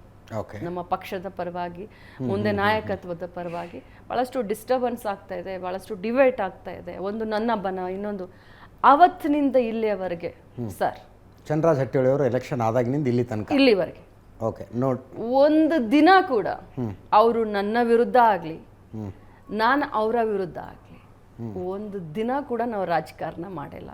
ಒಂದು ದಿನ ಕೂಡ ವೈಯಕ್ತಿಕವಾಗಿ ಅವ್ರು ನನ್ನ ವಿರುದ್ಧ, ನಾನು ಅವರ ವಿರುದ್ಧ. ಈ ಮಾಧ್ಯಮದಲ್ಲಿ ನೀವು ಏನೇನು ತೋರಿಸ್ತಿರೋ, ಯಾಕಂದರೆ ಆ 2 ಘಟನೆಗಳಿದಾವಲ್ಲ, PLD ಬ್ಯಾಂಕದು ಒಂದು ಘಟನೆ ಇದೆ. ಅದಕ್ಕಿಂತ ಮುಂಚೆ ನನ್ನನ್ನು ಸೋಲಿಸಬೇಕು ಅಂತ 2018ರಲ್ಲಿ ನಾನು 52,000 ಲೀಡ್ನಿಂದ ಗೆದ್ದೆ. ಅವಾಗ ಅಂದರೆ ಅವರ ಮಗಳ ಗೆದ್ದು ತಮ್ಮ ಮಗ ಸೋತಿದ್ದರ ಹಿಂದೆ ಈ ರಾಜಕಾರಣ ಏನು ಸಂಬಂಧ? Nowhere concern. ನಾನು ಭಾಳಷ್ಟು ಹೋಶು ಹವಾಜ್ನಲ್ಲಿ ಹೇಳ್ತಾ ಇದ್ದೀನಿ, ನನ್ನ ಮಗನ ಸೋಲಿಗೆ ಬೇರೆ ರೀತಿಯೇ ಕಾರಣ ಇದೆ. ಓಕೆ, ಬೇರೆ ರೀತಿಯೇ ಕಾರಣ ಇದೆ. ನಾನು ಅವ್ರು ಗೆದ್ದು ಆರೋಪ ಮಾಡಿದರು, ಗೆದ್ದು ನಮ್ಮ ಪಕ್ಷದಲ್ಲಿ 2-3 ಜನ ಹಿಂಗೆ ಮಾಡಿದ್ರು ಅಂತ ಗೆದ್ದು ಆರೋಪ ಮಾಡಿದರು. ಬಟ್ ನಾನು ಸೋತರು ಆರೋಪ ಮಾಡಿಲ್ಲ, ಯಾಕಂದರೆ ಆರೋಪ ಮಾಡುವಂಥ ಪ್ರಮೇಯನೇ ಬಂದಿಲ್ಲ. ನನ್ನ ಮಗನ ಸೋಲಿಗೆ ಅನೇಕ ಬೇರೆ ಕಾರಣಗಳಿದ್ದಾವೆ. ಈಗ ಹಾಗಿದ್ರೆ ನೀವು ಮಗನನ್ನು ಬೆಳಗಾವಿ ಜಿಲ್ಲಾ ಕಾಂಗ್ರೆಸ್ ಅಧ್ಯಕ್ಷನ್ ಮಾಡೋದಕ್ಕೆ ಓಡಾಡ್ತಿದ್ದೀರಿ ಅಂತ ಗೊತ್ತಾಯಿತು. ಸಪೋರ್ಟ್ ಮಾಡ್ತಾರಾ ಸತೀಶ್ ಜಾರಕಿಹೊಳಿ ಅವರು? ಮೃಣಾಲ್ ಏನು ತಪ್ಪು ಅಂತಾರ? ಇಲ್ಲಿಯವರೆಗೆ ಒಂದು ದಿನ ಕೂಡ ನನ್ನ ಮಗನ ಜಿಲ್ಲಾ ಅಧ್ಯಕ್ಷ ಮಾಡಬೇಕು ಅಂತ ಒಂದು ದಿನ ಕೂಡ ನಾನು ಯಾರಿಗೂ ಹೇಳಲಿಲ್ಲ. ನನಗೆ ವಿಚಿತ್ರ ಅನ್ನಿಸ್ತಾ ಇದೆ. ನನ್ನ ಮಗನ ಹೆಸರು, ಹೀಸ್ 31 years old. ನಮ್ಮ ಜಿಲ್ಲೆಯ ಎಲ್ಲ ನಾಯಕರ ಆಶೀರ್ವಾದದಿಂದ ಒಂದು MP ಟಿಕೆಟ್ ಸಿಕ್ಕಿದೆ. ಯೂತ್ ಕಾಂಗ್ರೆಸ್ನ ಜಿಲ್ಲಾ ಉಪಾಧ್ಯಕ್ಷ ಆಗಿ ಕೆಲಸ ಮಾಡ್ತಾ ಇದ್ದಾನೆ. ಅವನದೇ ಆದಂಥ ಬಿಸ್ನೆಸ್ ಇದೆ, ಹೊಸದಾಗಿ ಮದುವೆ ಆಗಿದ್ದಾನೆ.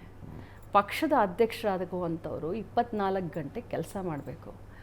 ನಾನು 34 ವರ್ಷಕ್ಕೆ ಅವಿಭಾಜ್ಯ ಬೆಳಗಾವಿ ಜಿಲ್ಲಾ ಕಾಂಗ್ರೆಸ್ನ ಅಧ್ಯಕ್ಷ ಆಗಿದೆ, ಒಬ್ಬ ಮಹಿಳೆ. ಇವತ್ತು ಅವನೇನಾದರೂ ನಾನು ಆಗ್ತೀನಿ, ಪಕ್ಷಕ್ಕೆ ನಾನು ಟೈಮ್ ಕೊಡ್ತೀನಿ ಅಂತಂದರೆ ಖಂಡಿತವಾಗ್ಲೂ ಹೋಗಿ ಇಡೀ ಜಿಲ್ಲಾ ನಾಯಕರ ಹತ್ರ ನಾನೇ ಮಾತನಾಡ್ತೀನಿ. ಬಟ್ ಅವ್ನಿಗೆ ಇಂಟ್ರೆಸ್ಟ್ ಇಲ್ಲ, ನಾನು ಎಲ್ಲೂ ಹೇಳಿಲ್ಲ. ಇದಕ್ಕಿಂತ ಮುಂಚೆ ನಡೆದಂಥ ಒಂದು ಘಟನೆ ಹೇಳ್ತೀನಿ. 6 ತಿಂಗಳ ಹಿಂದೆ ಇಡೀ ಜಿಲ್ಲಾ ನಮ್ಮ ನಾಯಕರುಗಳು ಎಲ್ಲ MLAಗಳು, ಜನರಾಜ್ ಆಗಲಿ, ಪ್ರಕಾಶ್ ಹುಕ್ಕೇರಿ ಅವರು MLCಗಳಾಗಲಿ, ನಾವೆಲ್ಲರೂ ಕೂತ್ಕೊಂಡು ಒಬ್ಬ ಅಭ್ಯರ್ಥಿಯನ್ನು ನಾವು ನಮ್ಮ ಜಿಲ್ಲಾ ಅಧ್ಯಕ್ಷಿಗೆ ಒಮ್ಮತದ ಅಭ್ಯರ್ಥಿ, ಇದು ಯಾಕೆ ಈ ಸಡನ್ನಾಗಿ ಮೃಣಾಲ್ ಹೆಬ್ಬಾಳ್ಕರ್ ಜಿಲ್ಲಾ ಕಾಂಗ್ರೆಸ್ ಬಂತು ನನಗೆ ಗೊತ್ತಾಗ್ತಾ ಇಲ್ಲ. ಒಬ್ಬ ಅಭ್ಯರ್ಥಿ, ಅದು ಬಸವರಾಜ್ ಸಿಗ್ಗಾವಿ ಅಂತ, ನಾನು ನಿಮ್ಮ ಮುಖಾಂತರನೇ ಹೇಳಲಿಕ್ಕೆ ಬಯಸ್ತೀನಿ. ನಾವೆಲ್ಲರೂ ಸಿಂಗಲ್ ಲೆಟರ್ನಲ್ಲಿ ನಾವು ಸಿಗ್ನೇಚರ್ ಮಾಡಿ ಆಗಲೇ ನಾವು ಪಕ್ಷದ ಅಧ್ಯಕ್ಷರ ಕಡೆ ಕೊಟ್ಟೇನೆ 7-8 ತಿಂಗಳಾಯಿತು. ಹಾಗೆ ನೋಡಿದ್ರೆ ಪಾರ್ಲಿಮೆಂಟ್ ಇಲೆಕ್ಷನ್ಕಿಂತ ಮುಂಚೆನೇ ಚೇಂಜ್ ಆಗಬೇಕಾಗಿ.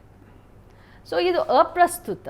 ಸೊ ಇದು ಮೃಣಾಲ್ DCC ಅಧ್ಯಕ್ಷ ರೂಲ್ಡ್ ಔಟ್. ಅವನೇನಾದರೂ ಆಗಬೇಕು ಅಂತಂದಿದ್ರೆ ಅವನ ಹತ್ರ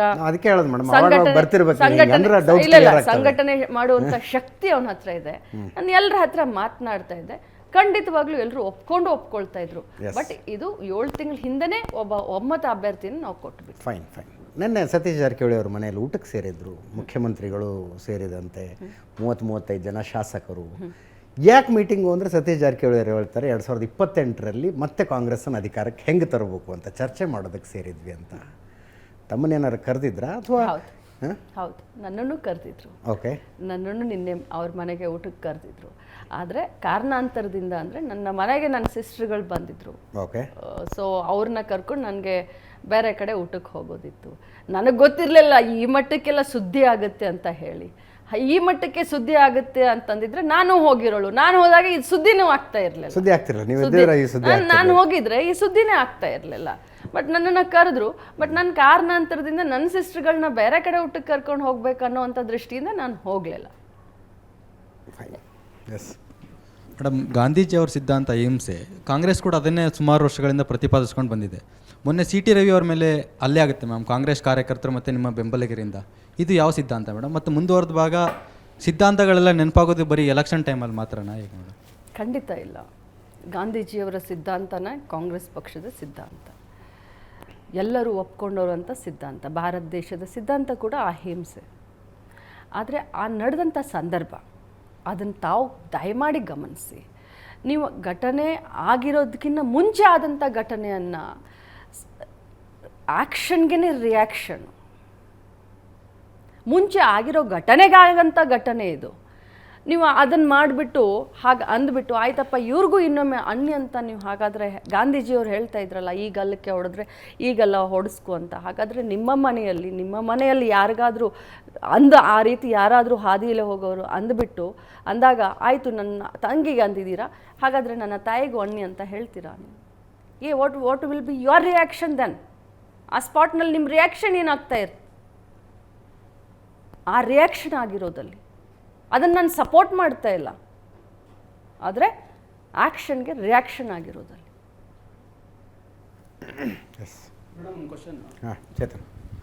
ಇತ್ತೀಚೆಗೆ CM ಆದ ನಂತರವೂ ಕೂಡ CM ಬದಲಾವಣೆ ವಿಚಾರ ಚರ್ಚೆ ಆಗ್ತಾನೇ ಇದೆ. ಅದು ಹೊಸತೇನಲ್ಲ. ಏನು DK ಆಗ್ತಾರೆ 2.5 ವರ್ಷ ಆದಮೇಲೆ ಅಂತಲೂ ಕೂಡ ಟಾಕ್ ಇದೆ. ನೀವೇನಾದರೂ ಆಸೆ ಇದೆಯಾ? ಯಾಕಂದರೆ ಈ ಹಿಂದೆ ಹೇಳ್ತಾ ಇದ್ರಿ 3.5 ಕೋಟಿ ಮಹಿಳೆಯರನ್ನು ಪ್ರತಿನಿಧಿಸುವಂಥ ಏಕೈಕ ಮಂತ್ರಿ ರಾಜ್ಯದಲ್ಲಿ.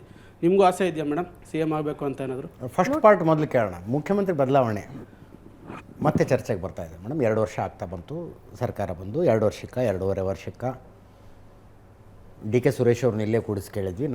ನಮ್ಮ ಅಣ್ಣನನ್ನು ಮುಖ್ಯಮಂತ್ರಿ ಸ್ಥಾನದಲ್ಲಿ ನೋಡೋದು ನನ್ನ ಜೀವನದ ಏಕೈಕ ಗುರಿ ಅಂತ ಸ್ಪಷ್ಟವಾಗಿ ಹೇಳ್ತಾರೆ ಅವರು. ಸಹಜವಾಗಿ ಒಬ್ಬ ಸಹೋದರನಿಗೆ ಇರಬೇಕಾಗಿರುವಂಥ ಭಾವನೆಯನ್ನು DK ಸುರೇಶ್ ಅವರು ವ್ಯಕ್ತಪಡಿಸಿದ್ದಾರೆ. ಆದರೆ ಮುಖ್ಯಮಂತ್ರಿ ಬದಲಾವಣೆ ಏನೇ ಇದ್ದರೂ ಕೂಡ, ಆ ಚರ್ಚೆ ಏನೇ ಇದ್ದರೂ ಕೂಡ ಅದು ಹೈಕಮಾಂಡ ಪರಮ ಅಧಿಕಾರ ಅಂತ ನಾವು ಹೇಳ್ತೀವಿ. ಅದರ ಬಗ್ಗೆ ಚರ್ಚೆ ಮಾಡೋದು ಕೂಡ ಅಧಿಕಾರ ಅವ್ರದ್ದು, ಅಭಿಪ್ರಾಯ ತಮ್ಮದಿರುತ್ತೆ. ಅಭಿಪ್ರಾಯವನ್ನು 4 ಗೋಡೆ ಮಧ್ಯದಲ್ಲಿ ನಮ್ಮನ್ನು ಕೇಳಿದ್ರೆ ನಮ್ಮ ಅಭಿಪ್ರಾಯವನ್ನು ಹೇಳ್ತೀವಿ. ಬಟ್ ಆ ಅಭಿಪ್ರಾಯವನ್ನು ಹೇಳುವಂಥ ಸಂದರ್ಭದಲ್ಲೂ ಕೂಡ ನಾನು ವೈಯಕ್ತಿಕವಾಗಿ ಇಟ್ಸ್ ಲೆಫ್ಟ್ ಟು ಹೈಕಮಾಂಡ್ ಅಂತಾನೆ ಹೇಳೋದು. ಈ KPCC ಅಧ್ಯಕ್ಷರ ಬದಲಾವಣೆ ಆಗಲಿ ಅಂತ ಸತೀಶ್ ಜಾರಕಿಹೊಳಿ ಅವರು ಹೇಳ್ತಿದ್ದಾರೆ. ಅದು ಅವರನ್ನು ನೀವು ಕೇಳಿ. ಸತೀಶ್ ಜಾರಕಿಹೊಳಿ ಅವರು ಯಾವ ಕಾರಣಕ್ಕೋಸ್ಕರ ಬದಲಾವಣೆ ಆಗಲಿ ಅಂತ ಹೇಳ್ತಾ ಇದ್ದಾರೆ? ಟೈಮ್ ಕೊಡ್ತಾ ಇಲ್ವೋ ಅಥವಾ ಸಂಘಟನೆ ಸರಿ ಆಗ್ತಾ ಇಲ್ವೋ? ಅದನ್ನು ನೀವು ಅವರನ್ನು ಕೇಳಿದ್ರೆ ಒಬ್ಬ ವ್ಯಕ್ತಿಗೆ ಒಂದು ಹುದ್ದೆ ಅಂತ ಜಯನಗರದ ಜೈಪುರದ ಜೈಪುರ ಅಧಿವೇಶನದಲ್ಲಿ ತೆಗೆದುಕೊಂಡಿರುವ ನಿರ್ಣಯ ಪಾಲನೆ ಮಾಡಿ ಈಗ ಅಂತಾರೆ. ಉದಯಪುರ ಒಬ್ಬ ವ್ಯಕ್ತಿಗೆ ಒಂದು ಹುದ್ದೆ ಅಂತ ಉದಯಪುರದ AICC ಅಧಿವೇಶನದಲ್ಲಿ ತೆಗೆದುಕೊಂಡಂಥ ನಿರ್ಣಯ ಈಗ ಜಾರಿಗೆ ತನ್ನಿ ಅಂತಾರೆ. ಸತೀಶ್ ಜಾರಕಿಹೊಳಿ ಅವರು ನಮ್ಮ ನಾಯಕರು, ಹಿರಿಯ ರಾಜಕಾರಣಿ. ಅವರು ಏನೇ ಮಾತನಾಡಿದ್ರು ಕೂಡ ಅದಕ್ಕೆ ನಾನು ವಿರೋಧ ಆಗಲಿ ಪರ ಆಗಲಿ ನಾನು ಮಾತನಾಡ್ಲಿಕ್ಕೆ ಹೋಗೋದಿಲ್ಲ. ಓಕೆ. ಬೆಳಗಾವಿ ಅಧಿವೇಶನದ ಸಂದರ್ಭದಲ್ಲಿ ಶಾಸಕಾಂಗ ಪಕ್ಷದ ಸಭೆ ಆಯಿತು. ಅನೇಕ ಶಾಸಕರು ಫಂಡ್ಸ್ ಬಗ್ಗೆ ಭಾಳ ಗಲಾಟೆ ಮಾಡಿದ್ರಂತೆ, ಅನುದಾನ ಕೊಡ್ತಿಲ್ಲ ಅಂತ. ಗಲಾಟೆ ಅಂದರೂ ಯಾರೂ ಮಾಡಲಿಲ್ಲ. ಅದಕ್ಕೆ ವಿಭಿನ್ನವಾಗಿ ಮುಖ್ಯಮಂತ್ರಿಗಳೇ ಏನು ನಡೆದಿದೆ ಆ ಘಟನೆ ನಿಮಗೆ ಹೇಳ್ತಾ ಇದ್ದೀನಿ. ಓಕೆ. ವಿಭಿನ್ನವಾಗಿ 6,000 ಕೋಟಿ ಅನುದಾನವನ್ನು ಕ್ಷೇತ್ರಗಳ ಒಂದು ಅಭಿವೃದ್ಧಿಗೋಸ್ಕರ ನಾನು ಈ ಸಾರಿ ಕೊಡ್ತಾ ಇದ್ದೀನಿ ಅಂತ ಮುಖ್ಯಮಂತ್ರಿಗಳನ್ನೇ ಹೇಳಿದರು. ಓಕೆ. ತಮಗೆ ಸಮಾಧಾನ ಇದೆಯಾ ಅನುದಾನದ ವಿಷಯದಲ್ಲಿ? ಖಂಡಿತವಾಗ್ಲೂ ಸಮಾಧಾನ ಇದೆ. ಯಾಕೆ ಇರಬಾರ್ದು? ಅನುದಾನ ಅಂತಂದರೆ ಫಾರ್ ಎಕ್ಸಾಂಪಲ್ ತಮ್ಮ ಪ್ರಕಾರ ಅನುದಾನ ಅಂತಂದರೆ ಏನು? ರೋಡು, ಚರಂಡಿ, ಶಾಲೆ, ಎಲ್ಲ ಕ್ಷೇತ್ರದ ಅಭಿವೃದ್ಧಿ ಕೆಲಸಗಳು. ಓಕೆ. ಅಲ್ಲಿಂದ ಇಲ್ಲಿಯವರೆಗೆ ನಾವು ಇದನ್ನೆಲ್ಲ ಮಾಡಿಕೊಂಡೇ ಬಂದಿದ್ದೀವಿ. ರೋಡೂ ಮಾಡಿದ್ದೀವಿ, ಚರಂಡಿನೂ ಮಾಡಿದ್ದೀವಿ, ಶಾಲಾ ಕಾಲೇಜುಗಳನ್ನು ಮಾಡಿದ್ದೀವಿ. ಅಭಿವೃದ್ಧಿ ಎಲ್ಲ ಅಭಿವೃದ್ಧಿ ನಿರಂತರ. ಯಾವುದೇ ಆನ್ ಗೋಯಿಂಗ್ ಕಾರ್ಯಕ್ರಮ ಆಗಲಿ ಅಥವಾ ಇಲಾಖೆಯ ಕಾರ್ಯಕ್ರಮಗಳನ್ನು ಎಲ್ಲೂ ಕಟ್ ಮಾಡಲಿಲ್ಲ. ನನ್ನ ಪ್ರಕಾರ ಈ ಬಾರಿ ಅಭಿವೃದ್ಧಿ ಅಂತಂದರೆ ಒಂದು ಕ್ರಾಂತಿಕಾರಿಯಾದಂಥ ಒಂದು ಅಭಿವೃದ್ಧಿ ಅಂತ ನಾನು ಅಂದ್ಕೊಂಡಿದ್ದೀನಿ. ಅದಕ್ಕೆ ನಿಮ್ಮೆಲ್ಲರದ್ದು ವಿಭಿನ್ನವಾದಂಥ ಹೇಳಿಕೆ ಬರಬಹುದು. ಬಟ್ ಒಬ್ಬ ಮಹಿಳೆಗೆ ತಿಂಗಳಿಗೆ 2,000 ರೂಪಾಯಿ ನನ್ನ ಇಲಾಖೆಯಿಂದ, ಗೃಹಲಕ್ಷ್ಮಿ ಅನ್ನುವಂಥ ಇಲಾಖೆ ನಮ್ಮ ಯೋಜನೆಯಿಂದ ಹೋಗ್ತಾ ಇದೆಯಲ್ಲ, ಇದು ಆ ಮನೆಯ ಅಭಿವೃದ್ಧಿ ಅಂತ ನಾನು ಅಂದ್ಕೊಂಡಿದ್ದೀನಿ. ಒಂದು ಹಳ್ಳಿಯ ಬಗ್ಗೆ ನಾನು ಮಾತನಾಡಬೇಕು ಇವತ್ತು ಅಂತಂದರೆ, ಒಂದು ತಿಂಗಳಿಗೆ ಒಬ್ಬ ಹೆಣ್ಮಗಳು ಬೆಳಗ್ಗೆಯಿಂದ ಸಾಯಂಕಾಲವರೆಗೂ ಒಂದು ಗೌಡ್ರ ಮನೆಯಲ್ಲೋ ಒಂದು ಸಾವುಕಾರ ಮನೆಯಲ್ಲೋ ಮುಸ್ರೇನೋ ಪಾತ್ರೆನೋ ಬಟ್ಟೆನೋ ಏನಾದರೂ ತೊಳೆದ್ರೆ 2,000 ರೂಪಾಯಿ ಕೊಡೋದಿಲ್ಲ. ಹಳ್ಳಿಯಲ್ಲಿ ಒಂದು ಚೀಲ ಭತ್ತ ಕೊಡ್ತಾರೆ, ಒಂದು ಬೆಲ್ಲದ ಪೆಂಟಿ ಕೊಡ್ತಾರೆ, ತಿಂಗಳಿಗೆ ಒಂದು 200-300 ರೂಪಾಯಿ ಕೊಡ್ತಾರೆ, ವರ್ಷಕ್ಕೆ ಅಷ್ಟು ಕೊಡ್ತಾರೆ. ಒಂದು ಬೆಲ್ಲದ ಪೆಂಟಿ, ಒಂದು ಯಾಕಂದರೆ ನಾನು ನೋಡಿದ್ದೀನಿ, ಹಳ್ಳಿಯಲ್ಲಿ ಹುಟ್ಟಿ ಹಳ್ಳಿಯಲ್ಲಿ ಜೀವನ ಮಾಡಿದಂಥವಳು. ಅಂಥ ಹಳ್ಳಿಯಲ್ಲಿರುವಂಥವಳ ಒಬ್ಬಳಿಗೆ ಈ ಕಡೆ ಉದ್ಯೋಗ ಖಾತ್ರಿಯಲ್ಲಿನೂ ಗಳಿಸ್ಕೊಂಡು ಬರ್ತಾರೆ, ಇಲ್ಲಿ ಮನೆಯಲ್ಲಿನೂ ಇದು 2,000 ಸಿಕ್ಕುತ್ತೆ, ಅಕ್ಕಿ ದುಡ್ಡು ಬರುತ್ತೆ, ಕರೆಂಟ್ ಫ್ರೀನೂ ಇರುತ್ತೆ. ಇದು ನಿಜವಾದ ಅಭಿವೃದ್ಧಿ ಅಂತ ನನ್ನ ಭಾವನೆ. ನೋಡೋಣ, ಅಂಥ ಹೆಣ್ಮಕ್ಳಿಗೆ ತಲುಪಬೇಕು, ಅದು ನನ್ನ ಭಾವನೆ ಕೂಡ. ಖಂಡಿತವಾಗ್ಲೂ ಅಂಥ ಹೆಣ್ಮಕ್ಳಿಗೆ more than 70%, I am not telling that more than like all 100% ಅಂಥ ಹೆಣ್ಮಕ್ಳು ಅಂತ ಹೇಳ್ತಾ ಇಲ್ಲ, ಮೋರ್ ದೆನ್ 70% ಇಂಥ ಹೆಣ್ಮಕ್ಳಿಗೆ ಇವತ್ತು ಈ ಗ್ಯಾರಂಟಿಯಿಂದ ಸಹಾಯ ಆಗ್ತಾ ಇದೆ. ಮತ್ತು ನಿಮ್ಮ ನಾಯಕರು ಅಂದರೆ ಸತೀಶ್ ಜಾರಕಿಹೊಳಿ ಅವರು ಗ್ಯಾರಂಟಿಗೆ ಫಲಾನುಭವಿಗಳ ಪಟ್ಟಿ ಪರಿಷ್ಕರಣೆ ಆಗಬೇಕು ಅಂತಾರೆ. ನನಗೆ ಅದ್ರ ಬಗ್ಗೆ ಗೊತ್ತಿಲ್ಲ. ನಾನು ಅಂದಿದ್ದು ಈ ರೀತಿಯಾಗಿ ಎಲ್ರಿಗೂ ಕೊಡಬಾರ್ದು, ಯಾರಿಗೂ ನಿಜವಾದ ಅವಶ್ಯಕತೆ ಇದೆಯೋ ಅವರಿಗೆ ಮಾತ್ರ ಕೊಡಬೇಕು, ಫಲಾನುಭವಿಗಳ ಪಟ್ಟಿಯನ್ನು ಇನ್ನೊಂದು ಪರಿಷ್ಕರಣೆ ಮಾಡೋಣ ಅಂತಾರೆ. ಸಹಜವಾಗಿ ಹೇಳ್ಬೋದು. ಯಾಕಂತಂದರೆ ಭಾಳಷ್ಟು ಫಲಾನುಭವಿಗಳು ಫೇಕ್ ಆಗಿನೂ ಇರ್ತಾರೆ. ಭಾಳಷ್ಟು ಜನ, ತಮಗೂ ಎಲ್ಲ ಗೊತ್ತಿದೆ. ಈಗ ಒಂದು ಮನೆಯಲ್ಲಿ 4 BPL ಕಾರ್ಡ್ನೂ ಇರ್ತವೆ. ಒಂದು ಮನೆಯಲ್ಲಿ 4 BPL ಕಾರ್ಡ್ ಇದ್ದಾಗ ಸಹಜವಾಗಿ ಇಂಥ ಮಾತುಗಳು ಬರ್ತವೆ. ಹಳ್ಳಿಗಳ ಕಡೆಯಲ್ಲಿ ಒಂದೇ ಮನೆಯಲ್ಲಿ ಕೂಡಿ ಮನೆಯಲ್ಲಿ ಇದ್ದರೂ ಕೂಡ ಮದುವೆ ಆದ ತಕ್ಷಣ ಅದೊಂದು ರೂಢಿ. ಮದುವೆ ಆದ ತಕ್ಷಣ ಹೊಸದಾಗಿ ಅವ್ರದ್ದೊಂದು ಕುಟುಂಬ, ಅದಕ್ಕೆ ಕುಟುಂಬಕ್ಕೆ ರಿಜಿಸ್ಟರ್ ಮಾಡ್ಕೊಳ್ಳೋದು, ಅದಕ್ಕೊಂದು ಕಾರ್ಡ್ ತೊಗೊಳ್ಳೋದು, ಇದು ಸಹಜವಾಗಿ. ಸೊ ಈ ಭಾವನೆ ಏನಾದರೂ, ಯಾಕಂದರೆ ನಾವು ದಿನಂಪ್ರತಿನಿಧಿ ಹಳ್ಳಿಗಳಲ್ಲೇ ನಾವು ಓಡಾಡೋರು. ಸೊ ಹಳ್ಳಿಗಳಲ್ಲಿ ನಮಗೆ ದಿನ ಬಂದು ಹೇಳ್ತಾರೆ ನಮಗೆ BPL ಕಾರ್ಡ್ ಮಾಡಿಸ್ಕೊಡಿ ಅಂತ. ಯಾಕೆ ನೀವು ಬೇರೆ ಆದ್ರ ಕುಟುಂಬ ಏನೋ ಸಪ್ರೇಟ್ ಆದ್ರ ಅಂತ ಕೇಳಿದ್ರೆ ಇಲ್ಲ ಮದುವೆ ಆಗಿದೆ ಅಂತ ಹೇಳ್ತಾರೆ. ಸೊ ಈ ರೀತಿ ಏನಾದರೂ ಈ ಕಾನ್ಸಿಕ್ವೆನ್ಸಸ್ನಲ್ಲಿ ಹೇಳಿರು.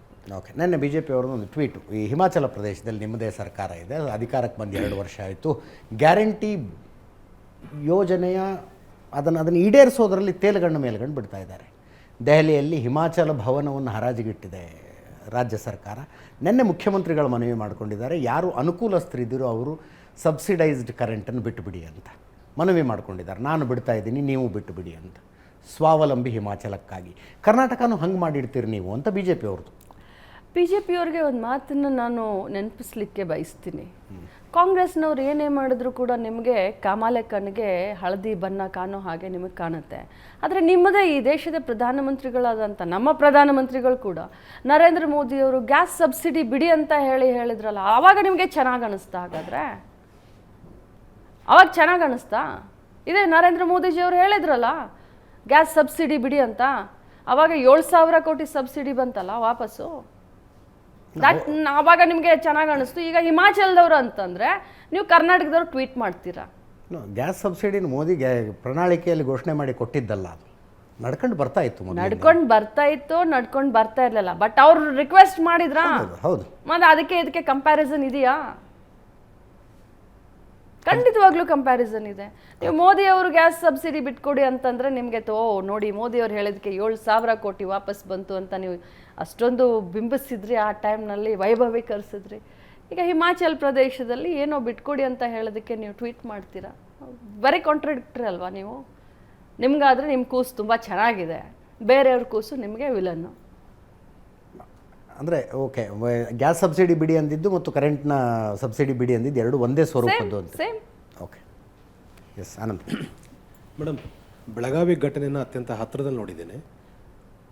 ಅಭಿಪ್ರಾಯ ಹೇಳಿದಾಗಿಂದ ಅವರ ಬಿಡುಗಡೆ ತನಕನೂ ಘಟನೆಗಳನ್ನು ಗಮನಿಸಿ ನನ್ನಲ್ಲಿ ಕೆಲವು ಭಿನ್ನ ಅಭಿಪ್ರಾಯಗಳಿರ್ಬೋದು. ಆದರೆ ನೀವು ಈ ಪ್ರಕರಣವನ್ನು ಎಲ್ಲಿ ತನಕ ತೆಗೆದುಕೊಂಡು ಹೋಗಬೇಕು ಅಂತ ಉದ್ದೇಶ ಇಟ್ಕೊಂಡಿದ್ರಿ. ಪ್ರಧಾನಿ ನರೇಂದ್ರ ಮೋದಿಯವರ ಮಧ್ಯಪ್ರವೇಶ ಆಗಬೇಕು ಅಂತೇಳಿ ಬಯಸಿದ್ದು ಯಾಕೆ? ನಿಮ್ಮ ಟಾರ್ಗೆಟ್ ಏನು? ಯಾವ ಉದ್ದೇಶ ಇಟ್ಕೊಂಡು ಇದನ್ನು ತೆಗೆದುಕೊಂಡು ಹೋಗಬೇಕು ಅನ್ನುವಂಥ ಪ್ಲ್ಯಾನ್ ಮಾಡ್ಕೊಳ್ತಾ ಇದ್ದೀರಿ ಮೇಡಮ್? ಇನ್ನೊಮ್ಮೆ ಬರೀ ಸದನದಲ್ಲಿ ಅಷ್ಟೇ ಅಲ್ಲ, ಸಾರ್ವಜನಿಕವಾಗಿ ಎಲ್ಲೇ ಯಾವುದೇ ಒಬ್ಬ ಪುರುಷ ಮಹಿಳೆಗೆ ಈ ರೀತಿ ಕೂಡ್ದು ಅನ್ನೋ ರೀತಿ ಆ ಮಟ್ಟಿಗೆ ತೆಗೆದುಕೊಂಡು ಹೋಗಬೇಕು ಅಂತ ನನ್ನ ಚಿಂತನೆ. ಒಂದು ಕಾನೂನನ್ನು ಕೂಡ ಮಾಡಬೇಕು ಅಂತ ಹೇಳಿ ನಾನು ಮಾನ್ಯ ಕಾನೂನು ಸಚಿವರಾದಂಥ HK ಪಾಟೀಲ್ ಅವ್ರ ಬಗ್ಗೆ ನಾನು ಇದ್ರ ಬಗ್ಗೆ ನಾನು ಮಾತನಾಡಿದ್ದೀನಿ. ಯಾವುದೇ ಸಾರ್ವಜನಿಕವಾಗಿ ಒಬ್ಬ ಮಹಿಳೆಯನ್ನು ಅಸಭ್ಯ ರೀತಿಯಿಂದ ನಿಂದಿಸಿದ್ರೆ ಅದು ಕೂಡ ಅಪರಾಧ ಅನ್ನುವಂಥ ಒಂದು ಕಾನೂನನ್ನು ನಮ್ಮ ಇದೆ. ಆದರೆ ಅದಕ್ಕೆ ಮತ್ತೆ ಸೆಕ್ಷನ್ಗಳಿರ್ತವೆ. ಆ ರೀತಿ ಅದನ್ನು ಇನ್ನೂ ಒಂದು ಸ್ವಲ್ಪ ಜಾಸ್ತಿ ಬಿಗು ಮಾಡಿ ಅಂತ ಹೇಳಿ ತೆಗೆದುಕೊಂಡು ಹೋಗ್ಬೇಕನ್ನುವಂಥದ್ದು ನನ್ನ ಒಂದು ಮನಸ್ಸಿದೆ. ಇನ್ನು ಕಾನೂನು ಹೋರಾಟ ಎಲ್ಲಿವರೆಗೆ ಅಂತಂದರೆ ಗೆಲುವು ಸಿಕ್ಕೋವರೆಗೂ ಅಂತ. ಪ್ರಧಾನಿಗಳ ಮಧ್ಯಪ್ರವೇಶವನ್ನು ನೀವು ಆಗ್ರಹಿಸ್ತಿದ್ರಿ. ಯಾವಾಗ ಭೇಟಿ ಮಾಡ್ತೀರಿ? ಯಾವಾಗ ಟೈಮ್ ಕೇಳ್ತೀರಿ? ನಿಮ್ಗೆ ಯಾವಾಗ ಟೈಮ್ ಸಿಗಬಹುದು? ನಾನು ರಾಷ್ಟ್ರಪತಿಯವ್ರಿಗೆ ಈಗಾಗಲೇ ನಾನು ಲೆಟ್ರ್ ಬರೆದಿದ್ದೀನಿ. ಇಮೇಲ್ ಮುಖಾಂತರನೂ ಹೇಳಿದ್ದೀನಿ. ಇನ್ನು ಪ್ರಧಾನಮಂತ್ರಿಗಳ ಬಗ್ಗೆ ನಾನು ಮಾತನಾಡಬೇಕಾದ್ರೆ ಭಾಳಷ್ಟು ಸೂಕ್ಷ್ಮವಾಗಿ ಹೇಳಬೇಕಾಗುತ್ತೆ. ಅದನ್ನು ಯಾವಾಗ ಮಾಡ್ತೀನಿ, ಯಾವಾಗ ಹೋಗಿ ಭೇಟಿ ಮಾಡ್ತೀನಿ, ಅದಕ್ಕೆಲ್ಲ ಪ್ರೊಸೀಜರ್ ಇದೆ. ನಾನು ಹೇಳಿದ ತಕ್ಷಣ ನನಗೆ ಅಪಾಯಿಂಟ್ಮೆಂಟ್ಗಳು ಸಿಗೋದಿಲ್ಲ, ತಮಗೂ ಎಲ್ಲರಿಗೂ ಗೊತ್ತಿದೆ. ಆದರೆ ಯಾವ ರೀತಿಯಲ್ಲಿ ಹೋಗಿ ಅವ್ರನ್ನ ಭೇಟಿ ಮಾಡಬೇಕು ಅದಕ್ಕೆ ನನ್ನ ಪ್ರಯತ್ನ ಶುರು ಇದೆ. ಅದಕ್ಕೆ ಏನು ಮಾಡಬೇಕೋ ಅದನ್ನೆಲ್ಲ ನಾನು ತಯಾರಿ ಆಗಲೇ ಮಾಡ್ಕೊಂಡಿದ್ದೀನಿ. ಅದನ್ನು ಜಾಸ್ತಿ ಮಾಧ್ಯಮದ ಎದುರುಗಡೆ ಹೇಳಲಿಕ್ಕೆ ಆಗೋದಿಲ್ಲ. ನ್ಯಾಯಾಂಗದ ಮೇಲೆ ಏನಾದ್ರು ಬೇಜಾರಾಯ್ತಾ? ನಿಮ್ಮ ದುಃಖ, ನಿಮ್ಮ ಸಂಕಟ, ಅದನ್ನು ನ್ಯಾಯಾಂಗ ಅರ್ಥ ಮಾಡ್ಕೊಳ್ಳಿಲ್ಲ, CT ರವಿ ಅವ್ರನ್ನ ಬಂಧಿಸಿದ್ದು ಅಕ್ರಮ, ಅವ್ರನ್ನ ಎಲ್ಲಿದ್ದಾರೋ ಅಲ್ಲೇ ಬಿಟ್ಟು ಕಳಿಸ್ಬಿಡ್ರಿ ಅಂತ ಬಿಟ್ಟು ಕಳಿಸ್ಬಿಟ್ರು, ಬೆಳಗಾವಿಯಿಂದ ಬೆಂಗಳೂರಿಗೂ ತರೋಕ್ಕಾಗಲಿಲ್ಲ ಪೊಲೀಸರಿಗೆ. ಬೇಜಾರಿದೆ ನ್ಯಾಯಾಂಗದ ಮೇಲೆ, ನ್ಯಾಯಾಂಗದ ಮೇಲೆ ಗೌರವ ಇದೆ. ನ್ಯಾಯಾಂಗದ ಬಗ್ಗೆ ನಾನು ಮಾತನಾಡಲಿಕ್ಕೆ ಹೋಗೋದಿಲ್ಲ.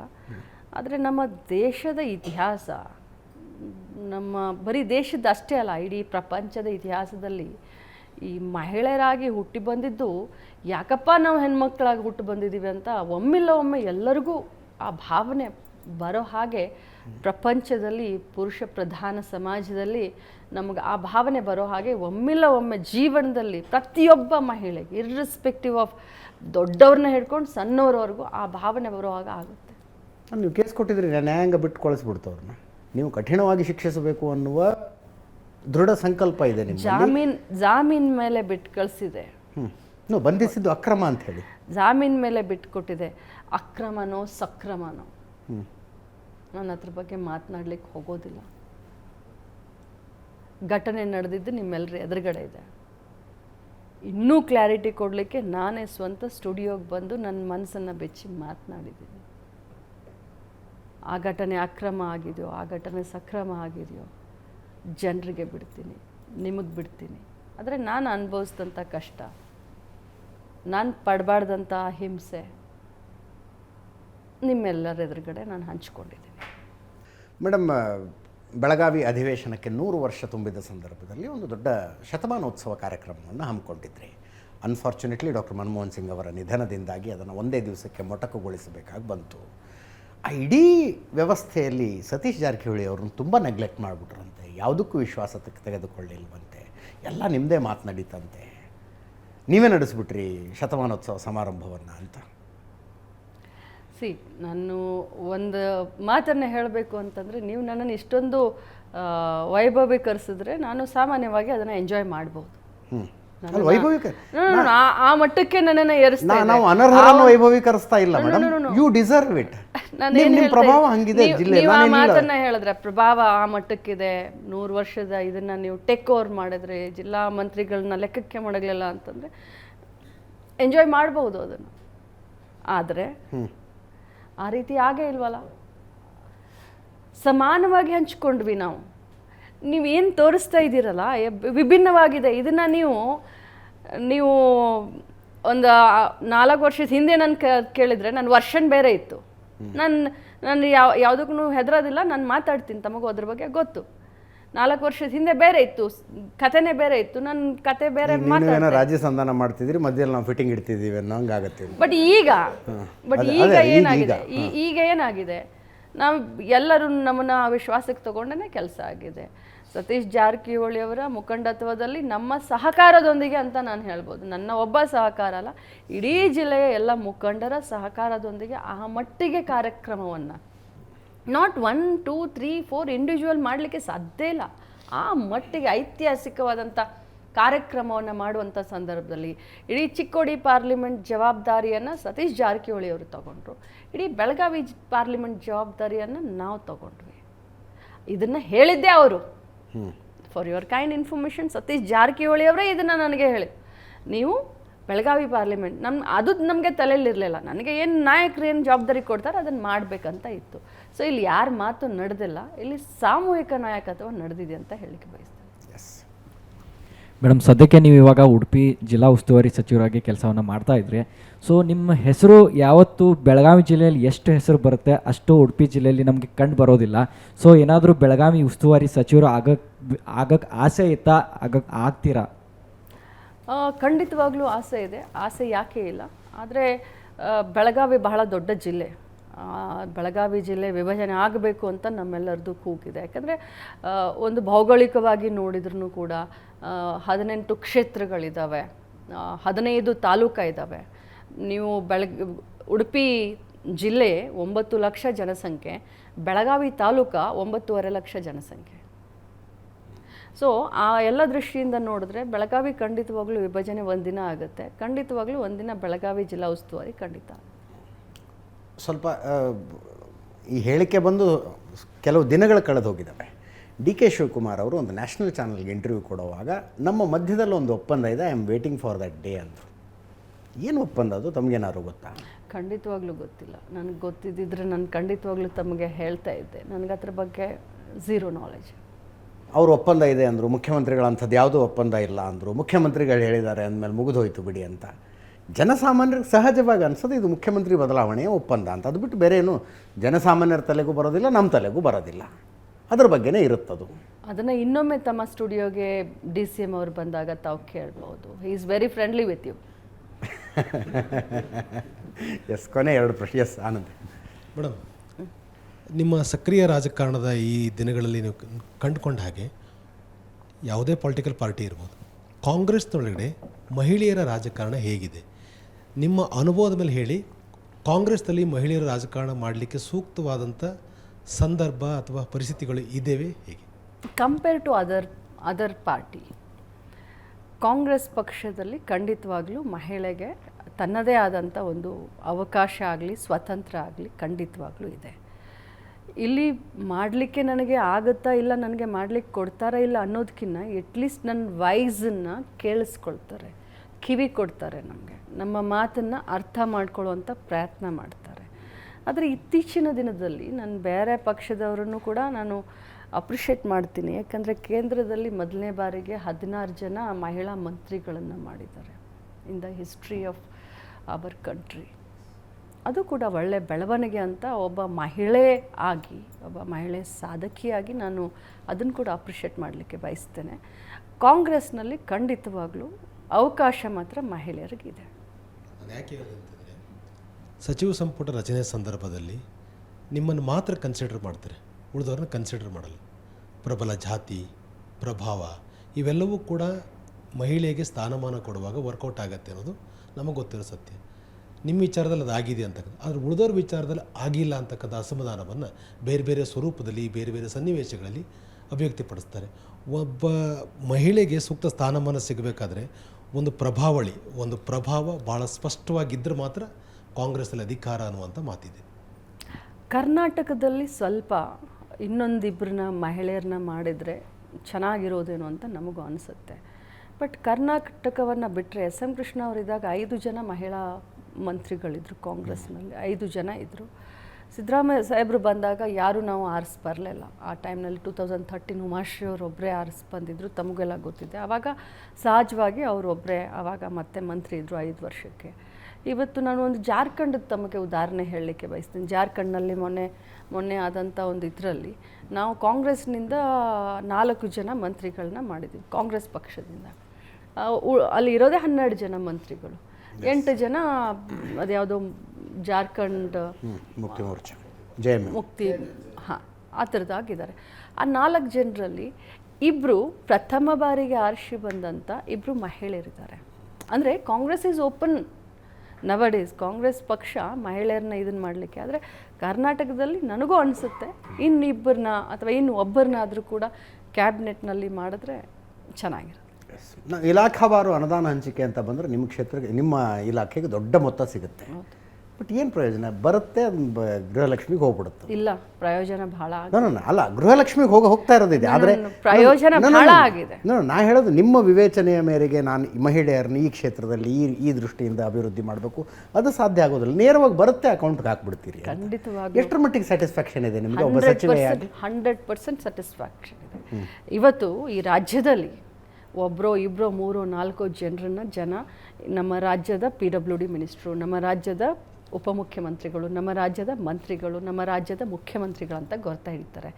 ಈ ಗೃಹಲಕ್ಷ್ಮಿ ಆದಾಗ undoubtedly you are popular minister, you are a famous minister, no doubt about. Satisfaction ಇದೆ ನನಗೆ. ರಾಜಕಾರಣದಲ್ಲಿ ಒಂದು ನಾವು ಮಾಡಿರುವಂಥ ಕೆಲಸಕ್ಕೆ ಸ್ಯಾಟಿಸ್ಫ್ಯಾಕ್ಷನ್ ಇರಬೇಕು, ಇನ್ನೊಂದು ನಮಗೆ ಸಿಗುವಂಥ ಪಬ್ಲಿಸಿಟಿಗೆ ಸ್ಯಾಟಿಸ್ಫ್ಯಾಕ್ಷನ್. ಒಳ್ಳೆ ಕೆಲಸಕ್ಕೆ, ಕೆಟ್ಟ ಕೆಲಸಕ್ಕಲ್ಲ. So both the side I am happy.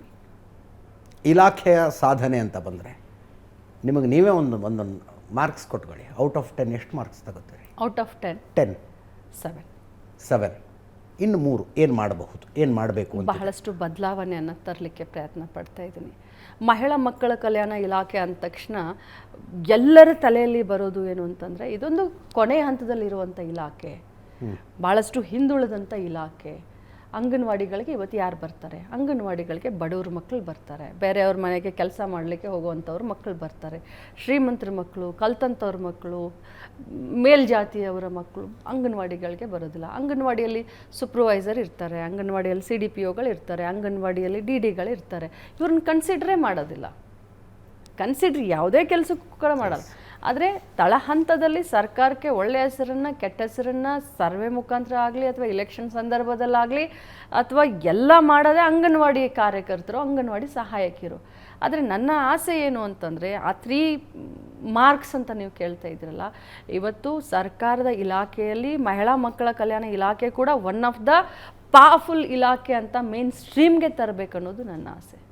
ನಮ್ಮ ಅಂಗನವಾಡಿ ಕಾರ್ಯಕರ್ತರನ್ನಾಗಲಿ, ನಮ್ಮ ಇಲಾಖೆಯಲ್ಲಿ ಕೆಲಸ ಮಾಡ್ತಾ ಇರುವಂಥ ಸೂಪರ್ವೈಸರ್ಗಳನ್ನ ಹಿಡ್ಕೊಂಡು JD-ವರೆಗೆ CDPOಗಳನ್ನ ಹಿಡ್ಕೊಂಡು ಎಲ್ಲರನ್ನೂ ಸೀರಿಯಸ್ ಆಗಿ ಬೇರೆ ಇಲಾಖೆಯವ್ರು ತಕ್ಕೊಳ್ಬೇಕು.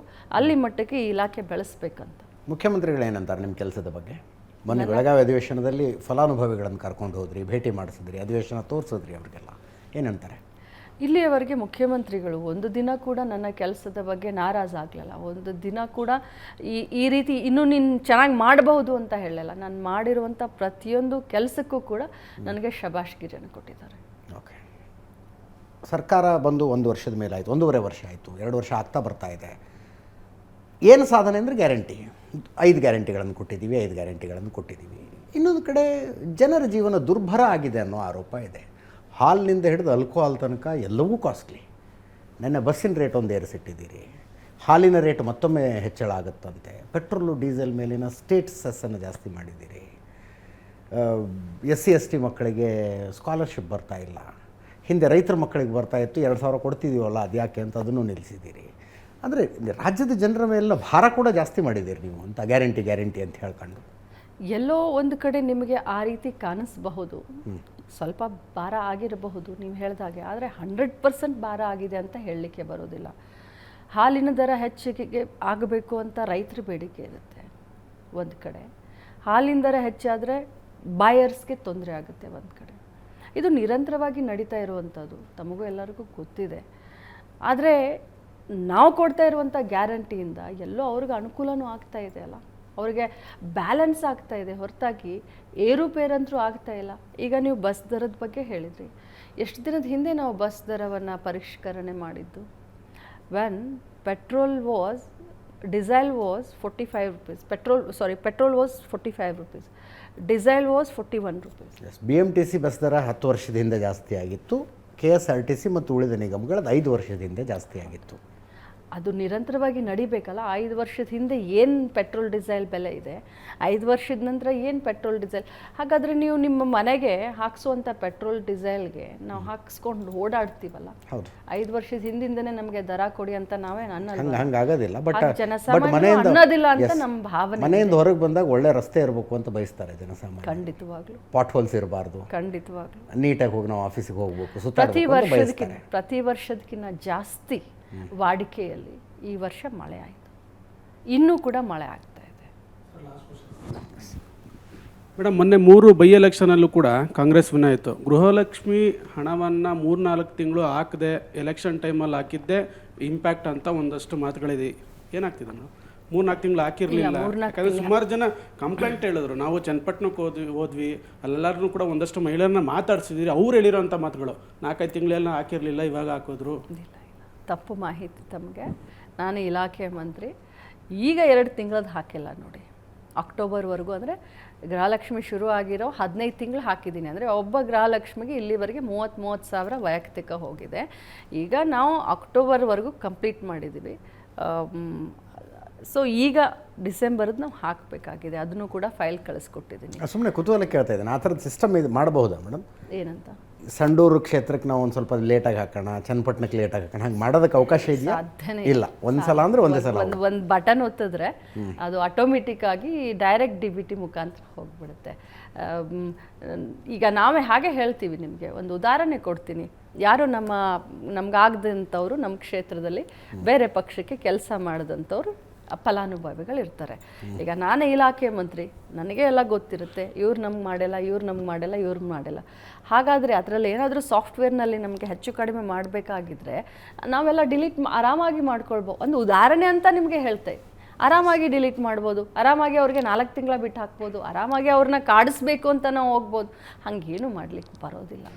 ಇದು ಪಕ್ಷಾತೀತವಾಗಿ ನಿಸ್ವಾರ್ಥತೆಯಿಂದ ಮಹಿಳೆಯ ಆರ್ಥಿಕ ಸಬಲೀಕರಣಕ್ಕೋಸ್ಕರ ಮಾಡಿರುವಂಥದ್ದು. 1 ತಿಂಗಳು 2 ತಿಂಗಳು ಹೆಚ್ಚು ಕಡಿಮೆ ಆಗಿದೆ. ಆದರೆ ಇಲೆಕ್ಷನ್ಗೋಸ್ಕರನೇ, ಇಲೆಕ್ಷನ್ ಗೆಲ್ಲಬೇಕಂತಲೇ ಏನು ಹಾಕಿದ್ದಲ್ಲ. ಸೊ ಇಷ್ಟು ಫಲಾನುಭವಿಗಳಿಗೆ ಇಷ್ಟೇ ಮೊತ್ತದ ಹಣ ಮುಂದಿನ 3 ವರ್ಷ ನಿಮ್ಮ ಸರ್ಕಾರ ಇರೋ ತನಕಂತೂ ನಡ್ಕೊಂಡು ಹೋಗುತ್ತಾ? ಮುಂದಿನ 3.5 ವರ್ಷ ಇಷ್ಟೇ ದುಡ್ಡು, ಇದೇ 2,000 ಖಂಡಿತ. ಇಷ್ಟು ಫಲಾನುಭವಿಗಳಿಗೆ ಇವತ್ತಿನ ಲೆಕ್ಕದಲ್ಲಿ 1,26,24,000. ಇದು ನಿರಂತರವಾಗಿ ಇವತ್ತೂ ಕೂಡ ಅವ್ರು ರಿಜಿಸ್ಟರ್ ಮಾಡ್ಕೊಳ್ಬೋದು. ಅವ್ರಿಗೆ BPL ಕಾರ್ಡ್, ನಮ್ದೇನೇನು ನಾಮ್ಸ್ ಇದೆ, ನಾಮ್ಸ್ ಪ್ರಕಾರ ಅವರು ಅರ್ಹ ಫಲಾನುಭವಿಗಳಾದರೆ ಇವತ್ತೂ ಕೂಡ ಅವರು ರಿಜಿಸ್ಟ್ರೇಷನ್ ಮಾಡ್ಕೊಳ್ಬೋದು. ಮುಂದಿನ 3.5 ವರ್ಷಕ್ಕೂ ಆಗುತ್ತೆ. ಮುಂದಿನ 3.5 ವರ್ಷದ ನಂತರ ನಮ್ಮ ಸರ್ಕಾರ ಬರುತ್ತೆ, ಆವಾಗ ಇನ್ನೊಂದು ಸ್ವಲ್ಪ ಬೇಕಾದರೆ ಜಾಸ್ತಿ ಮಾಡಿ ಮತ್ತೆ 5 ವರ್ಷಕ್ಕೂ ನಾವು ಕೊಡ್ತೀವಿ.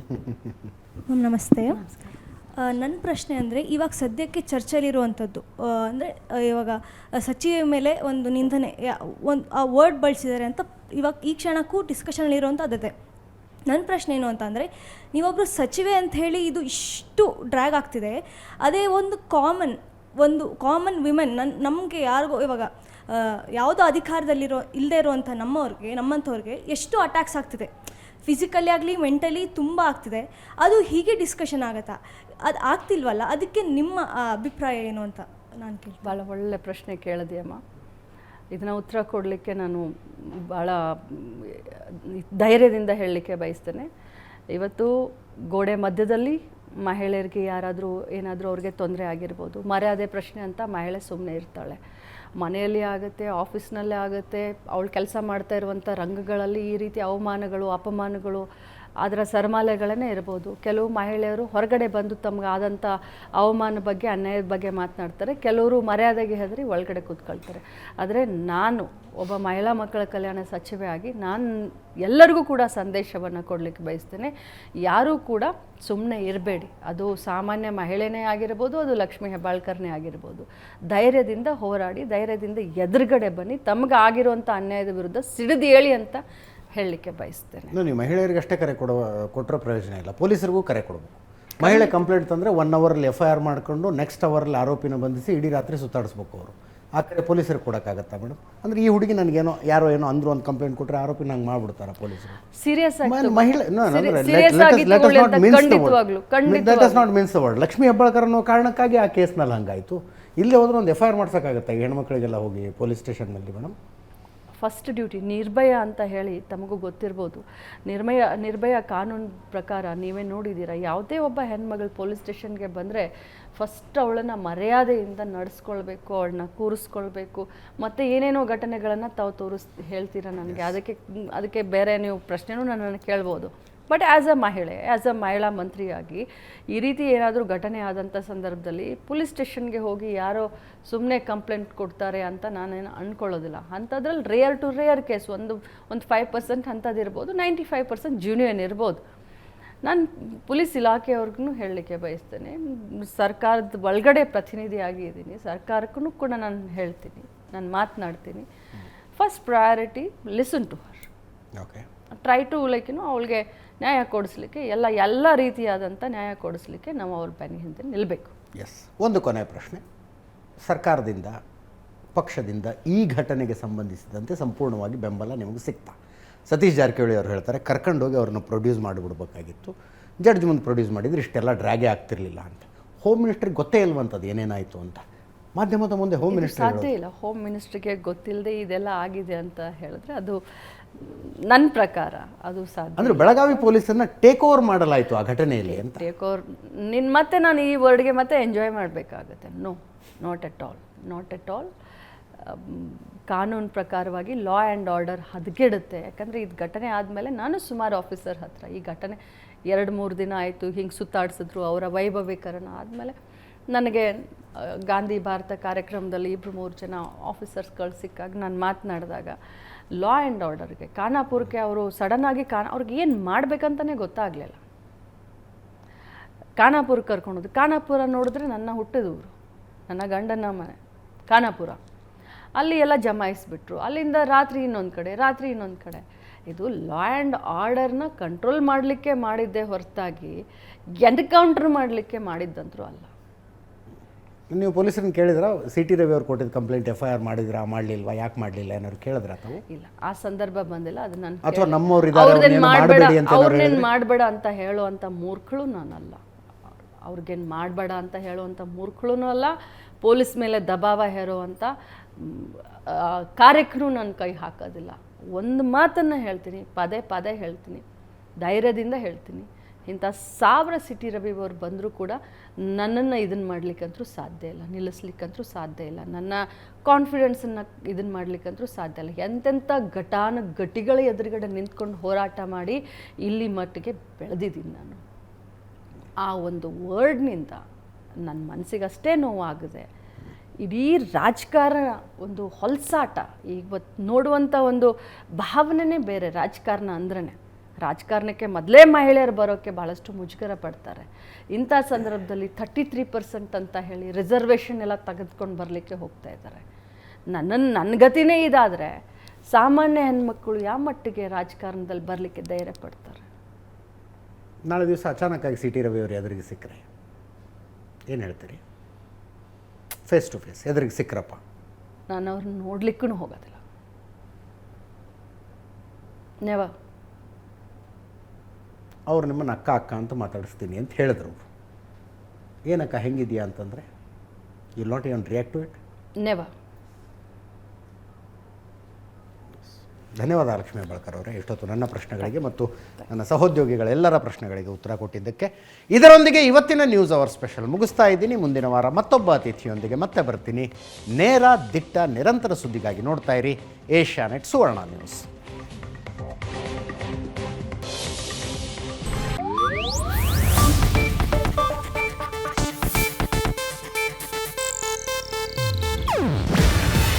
ಇದು ಏಷ್ಯಾನೆಟ್ ನ್ಯೂಸ್ ನೆಟ್ವರ್ಕ್ ಪ್ರಸ್ತುತಿ. ನೀವು ನೋಡ್ತಿದ್ದೀರಾ ಏಷ್ಯಾನೆಟ್ ಸುವರ್ಣ ನ್ಯೂಸ್.